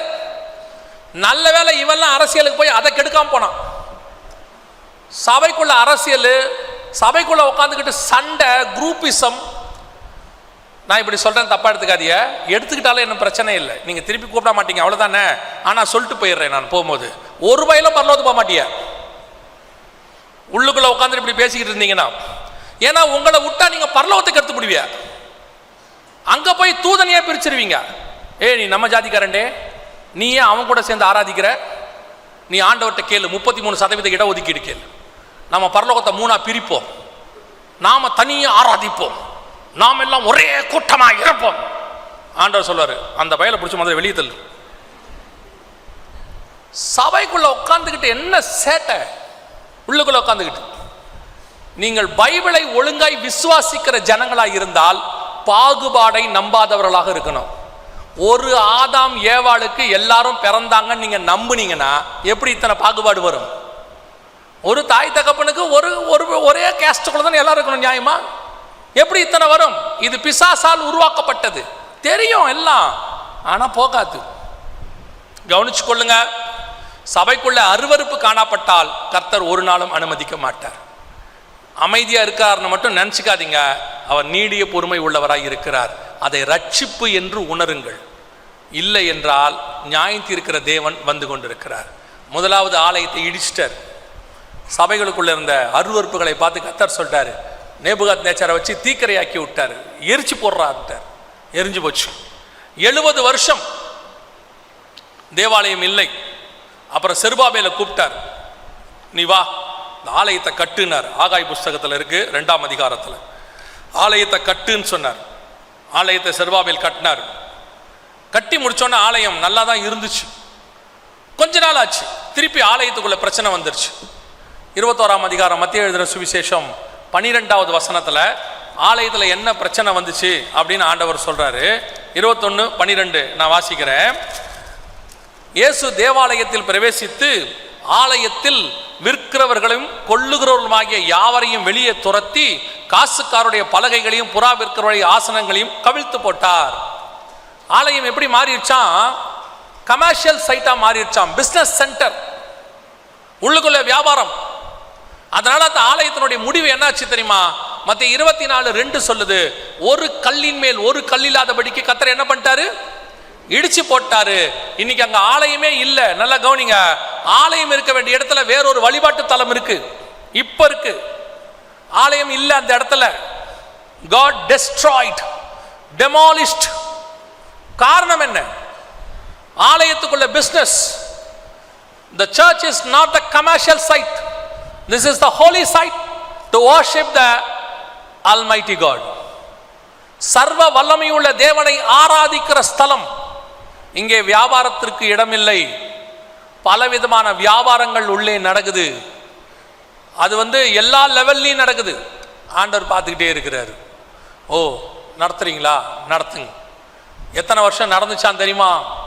430 வருஷம் கர்த்தர் பார்த்துக்கிட்டே இருந்தாராம். செருபாபேல் ஆலயத்தை கட்டின பிறகு 430 வருஷம் பார்த்துக்கிட்டே இருக்கிறார் ஆண்டவர். கடைசியா இயேசு வரும்போது சவுக்கை திருப்பி அடின்னு அடிச்சு எல்லாத்தையும் வெளியே துரத்தினார் என்று பார்க்கிறோம். ஆனால் அவர்கள் திருந்தவில்லை. ஆலயம் இடிக்கப்பட்டது. நான் இதை பற்றி உங்களுக்கு அதிகமாய் சொல்ல விரும்பவில்லை. ஆனால் உங்களுக்கு தெரியும் என்று நினைக்கிறேன். நாம் சபையை ஆராதிப்பதற்கு மட்டும்தான் பயன்படுத்த வேண்டும். இதை வியாபாரத்திற்கென்று பயன்படுத்தக்கூடாது. ஒருவேளை நான் சொல்றது கர்த்தர் உங்களுக்கு கொடுக்குற எச்சரிப்பாய் கூட இருக்கக்கூடும். ஏன்னா அவர் வருகிற காலம் நெருங்கி விட்டது. சுத்திகரிக்கப்பட்டால் தான் கர்த்தர் உள்ளே வருவார். ஆண்டவர் சுத்திகரிப்பதற்கு உங்களுக்கு ஒரு வாய்ப்பை கொடுக்கிறார். ஒருவேளை நீங்கள் நினைக்கலாம், இத்தனை ஆண்டு காலம் இல்லாதது இவர் என்ன புதுசாக சொல்ல போறாரான்னு. நீங்கள் இத்தனை வருஷம் கேட்காத சத்தத்தை ஒருவேளை சாமுவேல் வழியா ஏலி கேட்க வாய்ப்பு இருக்கிறது. ஏலிக்கு இத்தனை வருஷம் கேட்காத சத்தம் சாமுவேல் வழியா ஏலிக்கு கேட்க வாய்ப்பு இருக்கு. அந்த சத்தத்தை கர்த்தர் உங்களுக்கு ஒருவேளை சொல்லலாம். வேதம் தெளிவாய் சொல்லுகிறது. 1 கொரிந்தியர் 11, நம்மை நாமே நிதானித்து அறிந்தோமானால் நாம் நியாயம் தீர்க்கப்படும். இந்த சந்தர்ப்பத்தை பயன்படுத்தி நம்மளை சுத்திகரித்து கொண்டோம்னா, நம்மளை சரிப்படுத்திக்கிட்டோம்னா, கர்த்தருக்கு முன்பாக நின்றோம்னா, கர்த்தர் நம்மை மன்னிக்க வல்லமை உள்ளவராக இருக்கிறார். இல்லை, நான் தொடர்ந்து இதே வியாபாரத்துக்குள்ள தான் இருப்பேன் அப்படின்னு நீங்கள் நினைச்சிங்கன்னா அதையும் கர்த்தர் பார்த்து கொண்டிருக்கிறார். 2வது தேவாலயமும் இடிக்கப்பட்டு விட்டது, ஒரு கல்லின் மேல் ஒரு கல் இல்லாதபடிக்கு. இப்போ ஆண்டவர் பார்க்கிறார். 3வது தேவாலயம் கட்டுகிற காலம் வரும். கவனிங்கள், இது நடக்க போறதான தீர்க்க தரிசனம். இந்த தேவாலயத்துக்கான எல்லா வேலையும் ஸ்டார்ட் ஆயிடுச்சு. அதில் ஃபர்ஸ்ட் நீங்க தெரிஞ்சுக்கணும், இந்த தேவாலயம் இருக்கிற இடத்துல தான் அந்த வழிபாட்டு தலம் இருக்கு. 3வது தேவாலயம் வரும் அப்படின்னு தானியேல் புஸ்தகம் 9ஆம் அதிகாரம் 27வது வசனத்திலும், மத்தேயு எழுதின சுவிசேஷம் 12 முதல் 15 வசனங்களிலும் ஆண்டவர் தெளிவாக சொல்றார். மத்தேயு 24 சொல்லும்போது சொல்லுவாரு, 12 முதல் 15, பாழாக்கும் அருவரைப்பை குறித்து தானியேல் தீர்க்கதரிசி சொல்லி இருக்கிறானே, வாசிக்கிறவன் சிந்திக்க கடவன், அதை பரிசுத்த ஸ்தலத்தில் நிற்க காணும் போது. அப்படின்னா என்ன அர்த்தம்? மீண்டும் இஸ்ரவேலர்களுக்கு ஒரு ஆலயம் வரும் என்று அர்த்தம். மீண்டும் பரிசுத்த ஸ்தலம் வரும். இந்த பரிசுத்த ஸ்தலம் வரணும்னா இந்த இடம் அவங்களுக்கு தேவை. நல்லா கவனிங்க, இந்த இடம் அவங்களுக்கு தேவை. இந்த இடம் கிடைச்சாதான் அவங்க ஆலயத்தை கட்ட முடியும். அதனால தான் 1967 இன்னும் அவங்க தேவாலயம் இல்லாமையே இருக்கிறாங்க. கிட்டத்தட்ட 54 வருஷமா 56 வருஷமா இருக்கிறாங்க. இப்போ அவங்க ஆலயத்தை கட்டுகிற ஒரு சைன் உருவாயிருக்கு. இன்னும் சொல்ல போனா அந்த அடையாளம் வந்துருச்சு. என்ன நடந்துச்சு அப்படின்னு கேட்டீங்கன்னா, போன அக்டோபர் 7ஆம் தேதி மிக முக்கியமாக ஒரு யுத்தம் ஸ்டார்ட் ஆச்சு. உங்க எல்லாருக்கும் தெரியும், அதுக்கு பேரு அல் அக்ஸா ஃப்ளட் அப்படின்னு பேர். இந்த யுத்தம் எதுக்காக ஸ்டார்ட் ஆச்சுன்னு பார்த்தீங்கன்னா, இந்த இடத்தை கைப்பற்றுவதற்காக ஹமாஸ்காரர்கள் ஸ்டார்ட் பண்ணியிருக்கிறாங்க. இந்த இடத்தை கைப்பற்றுவதற்காக இந்த யுத்தம் போயிட்டே இருக்குது. இப்பவும் போயிட்டு இருக்குது. இது இன்னும் முடிவுக்கு வரல. இது பெருசாகிட்டே போகுது. இன்னும் பெருசாகும். கவனிங்கள், இன்னும் பெருசாகும். இதுல இந்த யுத்தத்தில் இதுவரைக்கும் இஸ்ரவேலர்கள் 250க்கும் மேற்பட்ட மாஸ்கை இடிச்சிருக்கிறாங்க. இது வரைக்கும் நீங்க போய் பார்த்தீங்கன்னா தெரியும், அவ்வளோ மாஸ்க் அவங்க இடிச்சிட்டாங்க. அப்படியே இடிச்சுக்கிட்டே வரவங்க கடைசியாக இந்த மாஸ்கையும் கை வைப்பாங்க. இந்த மாஸ்கை அவங்க இடிக்கிறாங்களோ இல்லை யுத்தத்தில் இடியுதோ அல்லது பூமி எதிர்ச்சியில் இடியுதோ ஏதோ ஒன்றில் இந்த மாஸ்க்கு அந்த இடத்துலேருந்து கீழே விழும். நீங்கள் அதை காணும் போது, அதான் பைபிள் சொல்லுது, இந்த இடத்தை நீங்கள் பார்க்கும் பொழுது, நான் சொல்லுகிற இந்த காரியம் வருகிற நாட்களில் சம்பவிப்பதை நீங்கள் காணும் போது உங்களுக்கு ஒன்று தெரிய வேண்டும். உலகத்தினுடைய கடைசி காலம் ஆரம்பிச்சிருச்சு. உலகத்தினுடைய 3வது தேவாலயம் அவங்க கட்ட தொடங்குவாங்க. அதுதான் உலகத்தின் கடைசி சர்வாதிகாரியை கொண்டு வரும். மிக மோசமான 7 வருஷம் தொடங்க போகுதுன்னு அர்த்தம். உலகமே மிக மிக மோசமான காலத்துக்குள் போகும். இதுவரைக்கும் உலகம் கண்டிராத உபத்திரவ காலத்துக்குள் போகும். இப்பவே நீங்க பார்த்துக்கிட்டு இருக்கிறீங்க, எல்லா பக்கமும் அது ஸ்டார்ட் ஆகிட்டே இருக்கு. யுத்தம் எல்லாம் உலகம் ஃபுல்லாக ஸ்டார்ட் ஆயிடுச்சு. எல்லா பக்கமும் பூமி எதிர்ச்சி போயிட்டு இருக்கு, எல்லா பக்கமும் பஞ்சம் போயிட்டு இருக்கு. இதெல்லாம் இனி உச்சத்துக்கு வரும். நாளைக்கு நாளன்னைக்கு கர்த்தருக்கு சித்தமானால் அதனுடைய அடையாளங்களை நாம் பார்க்க போகிறோம். அதில் ஸ்டார்டிங்காக எது இருக்குன்னு கேட்டிங்கன்னா இதை அவங்க கை வைப்பாங்க. இதை கை வச்சுட்டாங்கன்னா உலகத்தினுடைய மோசமான காலம் ஆரம்பிச்சிருச்சுன்னு அர்த்தம். ஆனால் நமக்கு ஆண்டவர் என்ன பதில் கொடுத்துருக்கிறாரு பைபிள்லன்னு கேட்டிங்கன்னா, லூக்கா 21:28 இவைகள் சம்பவிக்க தொடங்கும் போது, லூக்கா 21:28 சொல்லுது, இவைகள் சம்பவிக்க தொடங்கும் போது உங்கள் மீட்பு சமீபமாக இருப்பதால் நீங்கள் நிமிர்ந்து பார்த்து தலைகளை உயர்த்துங்கள் என்று வேதம் சொல்லுது. இதெல்லாம் நடக்க ஆரம்பிக்கும் போதுதான் இயேசு கிறிஸ்து தம்முடைய ஜனங்களை மீட்க வருவேன் என்று சொன்னார். இப்ப தெரியுதா, அத்தி மரத்தினால் ஒரு பரலோகத்தின் ரகசியத்தை கற்றுக்கொள்ளுங்கள்னு ஏன் நம்ம ஆரம்பிச்சோம் அப்படின்னா, இஸ்ரவேல் தேசத்தை சுத்தி இத்தனை அடையாளங்கள் நடக்கணும். அதுல மிக முக்கியமான ஒரு அடையாளம், இதை இந்த சைட் அவங்க கையை வச்சாங்கன்னா வேலை முடிஞ்சு. லூக்கா 21:24 சொல்லுது, புறஜாதியார் காலம் நிறைவேறும் வரை எருசலேம் புறஜாதியாரால் மிதிக்கப்படும் அப்படின்னு. இது இருக்கிற வரைக்கும் புறஜாதியார் காலம்னு அர்த்தம். ஏன்னா அவங்களுடையது, அவங்க ஹோலி சைட், அவங்க சொல்ற ஹோலி சைட், நான் சொல்றது இல்லை, அவங்க சொல்ற ஹோலி சைட்ல இருக்கு. ஸோ அது வரைக்கும் புறஜாதியார் காலம்னு அர்த்தம். அது ரிமூவ் பண்ணாங்கன்னா புறஜாதியார் காலம் முடிவுக்கு வரப்போகுதுன்னு அர்த்தம். நம் கண்களுக்கு முன்பாக இயேசு சொன்ன எல்லா அடையாளங்களும் ஒன்றன் பின் ஒன்றாக 1948 துல்லியமாக நிறைவேறிக்கொண்டே வருகிறது. நம் கண்களுக்கு முன்பாக கடைசி காலம் இஸ்ரவேலர்கள் திரும்பி வந்ததிலிருந்து ஸ்டார்ட் ஆயிருச்சு. அதுல நாம் 76வது வருஷத்துல இருக்கிறோம். இன்னும் ஒரு சில தீர்க்க தரிசனங்கள் தான் நடக்க வேண்டி இருக்கிறது. மிச்சம் எல்லாமே தெளிவாக நடந்து விட்டது. நம்ம தாத்தாக்கள் காலத்துல கொஞ்சம் முடிஞ்சிருச்சு, நம்ம அப்பாக்கள் காலத்துல முடிஞ்சிருச்சு, நம்ம காலத்துல கொஞ்சம் முடிஞ்சது, நம்ம பிள்ளைகள் காலத்துல இதெல்லாம் நடக்கிறதுக்கு ரெடியா இருக்கு. இனி காலம் கண்டிப்பாக செல்லாது. நாமோ நம்முடைய பிள்ளைகளோ கர்த்தருடைய வருகையை பார்க்கிறதற்கான காலமாக இருக்கும். இயேசு எப்போ வருவார்னு தெரியாது. அவர் வரும் நாளாகிலும் நாளிகையாகிலும் பிதா ஒருவரை தவிர மற்ற ஒருவனும் அறியான். ஆனா ஒன்று மட்டும் நிச்சயம், இயேசு வருகிற காலம் நம் கண்களுக்கு முன்பாக தெளிவாக தெரிய தொடங்கிருச்சு. ஆபிரகாம் காலத்திலிருந்து இயேசு வருவார்னு ஃபர்ஸ்ட் கம்மிங்கை பத்தி சொன்னாங்க. எப்போ யோவான் ஸ்நானகன் வந்து பேச ஆரம்பிச்சிட்டானோ அப்ப இயேசு சீக்கிரம் வருவார்னு அர்த்தம். புரியுதா உங்களுக்கு? யோவான் வந்து எனக்கு பின் ஒருவர் வருகிறார்னு சொல்ல தொடங்கிட்டான் வனாந்தரத்துலன்னா அவர் சீக்கிரம் வரப்போறாருன்னு அர்த்தம். அதே மாதிரி தான் இத்தனை ஆண்டு காலம் வந்ததை விட இப்போ இயேசு வருவார்னு சொல்றதுக்கான முகாந்தரம் ஜாஸ்தி. காரணம், இஸ்ரவேலர்கள் திரும்பி வந்து விட்டார்கள். வந்தவர்கள் தலைநகரத்தையும் பெற்றுக்கொண்டார்கள், ராஜாவையும் பெற்றுக்கொண்டார்கள். இப்பொழுது தேவாலயத்துக்கான இடத்துக்கான சண்டையையும் ஆரம்பித்து விட்டார்கள். முதல்ல தேசத்துக்காக சண்டை போட்டாங்க, ஜெயிச்சிட்டாங்க, தேசம் வந்துருச்சு. ரெண்டாவது தலைநகரத்துக்காக சண்டை போட்டாங்க, ஜெயிச்சிட்டாங்க, தலைநகரம் வந்துருச்சு 1967. இப்போ 2023 தேவாலயத்துக்காக சண்டை ஆரம்பிச்சிருக்கிறாங்க. இந்த முடிவில் அந்த இடம் அவர்கள் கைக்கு போகும். இதுதான் உங்களுக்கும் எனக்குமான மிக முக்கியமான அடையாளம். ஒருவேளை இந்த சம்பவத்தை நடக்கும்போது, எப்போ வேணாலும் நடக்கலாம், இப்போ நீங்கள் போகும்போது நடந்திருக்கலாம், இனி எப்போ வேணாலும் நடக்கலாம். ஏன்னா ஏற்கனவே 250 மாதம் இடிச்சுட்டாங்க, இனி எப்போ வேணாலும் நடக்கலாம். அப்படி நடக்கிறதை நீங்கள் காணும்போது ஒன்று மட்டும் தெரிஞ்சுக்கொள்ளுங்க, நம்ம காலத்துக்கான கடைசி மணி அடிச்சாச்சுன்னு அர்த்தம். யோவான் ஸ்நானகன் சொன்னது மாதிரியே தான், நீங்கள் புதுசாக பார்க்கக்கூடாது. ஓ நியூஸாக பார்க்கக்கூடாது, அதை உலகமே நியூஸாக பார்க்கும், செய்தியாக பார்க்கும். ஓ இடிச்சிட்டாங்களா அப்படின்னு. ஆனால் நமக்கு அது நியூஸ் அல்ல, நமக்கு ப்ராஃபஸி.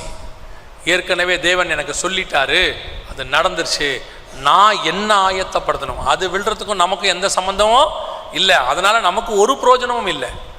அது அடையாளம் மட்டும்தான். நமக்கு என்ன தெரியுமா, நம்முடைய தேவன் வரப்போகிறார், அது அதுக்கான அடையாளம். நம்முடைய தேவன் வரப்போறாரு, நான் ஆயத்தப்படணும், அவரை சந்திக்கும்படி போகணும். நான் மாத்திரமல்ல, என் குடும்பமும் போகணும். இதுதான் நம்முடைய மிக முக்கியமான வாஞ்சை, ஜெபமாக இருக்கணும். அல்லேலூயா. நாம் ஜெபிக்க போகிறோம். எழுந்திருக்கலாமா? நம்ம எல்லாரும் நம்ம எல்லாம் எழுந்திருப்போம். நம்ம கண்ணுக்கு முன்னாடி ஒவ்வொரு தீர்க்க தரிசனமாக நிறைவேறிக்கிட்டே வருது. ஒருவேளை நாம அறியாம இருந்தாலும் அது நடக்குது. இப்போ உங்களுக்கு ஏன் இது சொல்லப்பட்டது, அதை தான் நீங்க யோசிக்கணும். எங்களுக்கு ஏன் ஆண்டவரே இதை சொன்னீங்க? 2 வருஷத்துக்கு முன்னாடி இதை சொல்லி இருந்தா இந்த 3வது யுத்தம் ஆரம்பிச்சது உங்களுக்கு தெரியாமல் போயிருக்கும். இப்போ சொல்லும் போது இன்னும் காலம் நெருங்கி விட்டது என்பதை நீங்கள் உணர்ந்து கொள்ள வேண்டும் என்று கர்த்தர் விரும்புகிறார். உங்களுக்கு சொல்றதுக்கான காரணம் என்ன தெரியுமா? கர்த்தர் உங்களை அதிகமாய் நேசிக்கிறார். இந்த சபையை கர்த்தர் ரொம்ப நேசிக்கிறார். இங்க இருக்கிற ஒவ்வொருத்தரையும் கர்த்தர் நேசிக்கிறார். நீங்க அத்தனை பேரும் வரப்போகிற உபத்திரவத்தில் மாட்டக்கூடாது என்று விரும்புகிறார். அதோடு அதுக்கு முன்பதாக நடைபெறக்கூடிய இயேசு கிறிஸ்துவின் வருகையில் சபை எடுத்துக்கொள்ளப்படுதல்ல நீங்க அத்தனை பேரும் பங்கடைய வேண்டும் என்று விரும்புகிறார். அதுக்குத்தான் ஆண்டவர் உங்களோடு பேசுறார். This is not an routine meeting. இது ஒவ்வொரு வாட்டியும் நடக்கக்கூடியதான ஒரு மீட்டிங் கிடையாது. எல்லா லென்த்லையும் நடக்கும், இந்த வாட்டி நடந்துச்சு இல்லை. இந்த வாட்டி இதை கர்த்தர் உங்களை ஆயத்தப்படுத்துறதுக்கு பயன்படுத்துறார். இது சம்பவிக்க ஆரம்பிச்சிருச்சு, நம்ம கண்ணுக்கு முன்னாடி எல்லாம் நடக்க தொடங்கிருச்சு. நம்ம சபை எப்படியாவது பரலோகத்தில் இருக்கணும்னு கர்த்தர் விரும்புகிறார். ஒப்பு கொடுப்போமா? வேதம் நல்ல தெளிவாக பைபிள் சொல்லுது, நம்மை நாமே நிதானித்து அறிந்தோமானால் நாம் நியாயம் தீர்க்கப்படும். உங்களை நீங்கள் ஆராய்ந்து பாருங்க. வேதம் சொல்லுது, பரிசேயர் நீதியை பார்க்கிலும் நம்முடைய நீதி மேலானதாக இருக்க வேண்டும் என்று. நம்ம அப்பா அம்மாவை விட உண்மை உள்ளவங்களா இருக்கிறோமா? புறஜாதியாரை விட உண்மை உள்ளவங்களா இருக்கிறோமா? கர்த்தருக்கு முன்பாக நிற்கக்கூடியவங்களா இருக்கிறோமா? வேதம் சொல்லுது, இவைகளுக்கு தப்பி மனுஷகுமாரனுக்கு முன்பாக நிற்க பாத்திரவான்களாய் இருக்கும்படி ஒவ்வொரு நாளும் விழித்திருந்து ஜெபியுங்கள் என்று வேதம் சொல்லுது. Are we ready? நம்ம ரெடியா இருக்கிறோமா? தேவ சமூகத்தில் உட்கார்ந்து இருக்கிறோமா? வீட்டில் குடும்ப ஜபம் இருக்கா? ஒவ்வொருத்தரும் தனிப்பட்ட முறையில் வேதத்தை வாசிக்கிறோமா? தனிப்பட்ட முறையில் ஜெபிக்கிறோமா? இல்லை பணம்னு ஓடுறோமா? வேலைன்னு ஓடுறோமா? படிப்புன்னு ஓடுறோமா? வேலை தேவை, படிப்பு தேவை, பணம் தேவை. ஆனால் இது எதுவுமே பரலோகத்தில் இடம் வாங்கி கொடுக்காது. உங்களுக்கும் தேவனுக்கும் உள்ள உறவு மட்டும்தான் பரலோகத்தில் இடம் வாங்கி கொடுக்கும். நீ வாசிக்கிறது ஒரு அதிகாரம் நினைக்கிறீங்க, ஆனா நீங்க வாசிக்கிறது ஒரு அதிகாரம் இல்லை, பரலோகத்துக்கான சாவி. நீங்க டெய்லி வாசிக்கிற ஒவ்வொரு அதிகாரமும் உங்களை தேவனோடு கூட நெருக்கப்படுத்திக்கிட்டு இருக்கு. நீங்க போடுற ஒவ்வொரு வாட்டியும் முழங்காலும் பரலோகத்தின் கதவை உங்களுக்கு திறந்து கொடுக்கிறது. 8 மணி நேரம் காலேஜில் உட்கார்ந்து இருந்தாலும், 8 மணி நேரம் வேலை ஸ்தலத்தில் உட்கார்ந்து இருந்தீங்கனாலும் உங்களுக்கு கடைசியா ஒரு சம்பளத்தை ஒரு நாள் தருவாங்க. 8 மணி நேரம் காலேஜில் உட்கார்ந்து இருந்தீங்கன்னா ஒரு வருஷத்தின் முடிவில் ஒரு சர்டிபிகேட் கொடுப்பாங்க. ஆனா நீங்க டெய்லி தேவ சமூகத்தில் ஒரு மணி நேரம் உட்கார்ந்து இருந்தீங்கன்னா போதும், பரலோகம் உங்களுக்கு சாட்சி கொடுக்கும். பரலோகத்திலிருந்து கர்த்தர் உன்னை ஆசீர்வதிப்பார். நீங்க நிறைய விதைச்சு குறைவா இருக்கிறீங்க, ஆனால் குறைவா விதைச்சு நிறைய அறுக்கிறதுக்கான வேலையை கர்த்தர் உங்களுக்கு சொல்லி கொடுக்கிறார். டெய்லி 1 மணி நேரம் கர்த்தர் கொடுத்துருங்க. நீங்க இந்த உலக பிரகாரமா ஆசீர்வாதமா இருக்கிறத நினைக்காதீங்க. நல்ல வேலை, கை நிறைய சம்பளம், ரெப்யூட்டட் கம்பெனி, மனைவிக்கும் வேலை, கணவனுக்கும் வேலை, பிள்ளைங்க நல்லா படிக்கிறாங்க, இது ஒன்லி உலக பிரகாரமான ஆசீர்வாதம். புறஜாதியாருக்கும் இந்த ஆசீர்வாதம் இருக்கு. இயேசுவை அறியாதவர்களுக்கும் இந்த ஆசீர்வாதம் இருக்கு. கடவுளே நம்பாதவர்களுக்கும் இந்த ஆசீர்வாதம் இருக்கு. நம்ம கடவுளை எதிர்க்கிறவங்களுக்கு கூட இந்த ஆசீர்வாதம் இருக்கு. ஆனா உண்மையான ஆசீர்வாதம் எது தெரியுமா? இது இல்ல. ஒரு நிச்சயம் வருது பாருங்க, இயேசு எப்ப வந்தாலும் நான் போவேன், என் குடும்பத்தை இயேசு தான் நடத்துறாரு, அவர் கொடுக்கிற சந்தோஷம் சமாதானம் என் இதயத்துக்குள்ள இருக்குன்னு சொல்றீங்க பாருங்க, அதுதான் உண்மையிலேயே ஆசீர்வாதம். அது இருக்கா? இப்ப நம்ம ஜெபிக்க போகிறோம். ஒரே ஒரு காரியத்தை மட்டும் சொல்லி ஜெபம் பண்ணுவோம். எனக்கு இன்னும் 2 நிமிஷம் இருக்கு, நான் முடிச்சிடுவேன். ஒரே ஒரு காரியத்தை மட்டும் சொல்லி ஜெபம் பண்ணுவோம். ஆண்டவரே, நீ வரும்போது நானும் என் வீட்டாரும் உம்முடைய வருகையிலே பங்கடைய வேண்டும். ஆண்டவரே, கைவிடப்பட்ட கூட்டத்தில் நாங்கள் யாருமே இருக்கக்கூடாதப்பா. உண்மையா நீங்க சொல்லும்போது கர்த்தர் வரும்பொழுது அவருடைய வருகையிலே அவரை சந்திப்பது அதிக நிச்சயம். ஒப்பு கொடுப்போமா? அப்படி சொல்ல விரும்புகிறவங்களும் அவங்க கரங்களை ஆண்டவருக்கு நேராக உயர்த்தி, ஆண்டவரே இனி காலம் செல்லாதுப்பா, ரொம்ப ஷார்ட் டைம் இருக்கு, ரொம்ப நெருக்கம், கண்ணுக்கு முன்னாடி கடைசி யுத்தம் தொடங்கிடுச்சு, வருகைக்கு முன்னாடி நடக்க வேண்டிய யுத்தம், நாங்கள் அதில் பங்கடைய வேண்டும். ஆண்டவரே ஒப்பு கொடுத்து ஜெபம் பண்ணுவோமா? சர்வ வல்லமையுள்ள எங்கள் ஆண்டவரே, இந்த 3 நாள் கூட்டங்களுக்காய் ஸ்தோத்திரம். முதலாம் நாளுக்காக நன்றி. நீர் வரும்பொழுது உடைய வருகையில் நாங்கள் பங்கடைய வேண்டும் என்று வாஞ்சித்து உண்மையா இருதயத்தின் ஆழத்திலிருந்து ஜெபித்துக் கொண்டிருக்கிற ஒவ்வொருத்தருக்காய் ஸ்தோத்திரம். ஒவ்வொருத்தருடைய ஜெபத்துக்கும் நீர் பதில் கொடுக்கிறீர் என்று வாசிக்கிறோம். இப்பொழுது நாங்கள் ஆண்டவரே உலகத்தின் ஆசீர்வாதத்துக்காக ஜெபம் பண்ணல, பரலோகத்தின் ஆசீர்வாதத்துக்காக ஜெபம் பண்றோம். நீர் வரும்பொழுது நாங்கள் குடும்பமாக எடுத்துக்கொள்ளப்பட கிருபை பாராட்டும். உலகத்தில் உள்ளானவைகளை உதறி தள்ளிவிட்டு வர கர்த்தர் கிருபை பாராட்டும். உலகம் என் பின்னே, சிலுவை என் முன்னே என்று வர கர்த்தர் கிருபை பாராட்டும். மகிமையுள்ள கரத்தில் எங்களை தாழ்த்துகிறோம். நீர் மாத்திரம் மகிமை படுவீராக. வருகை தாமதிக்குமானால் நாளை தினத்தில் சந்திக்க எங்களுக்கு கிருபை தாரும். எங்கள் ஆண்டவர் இயேசுவின் நாமத்தில் பிதாவே.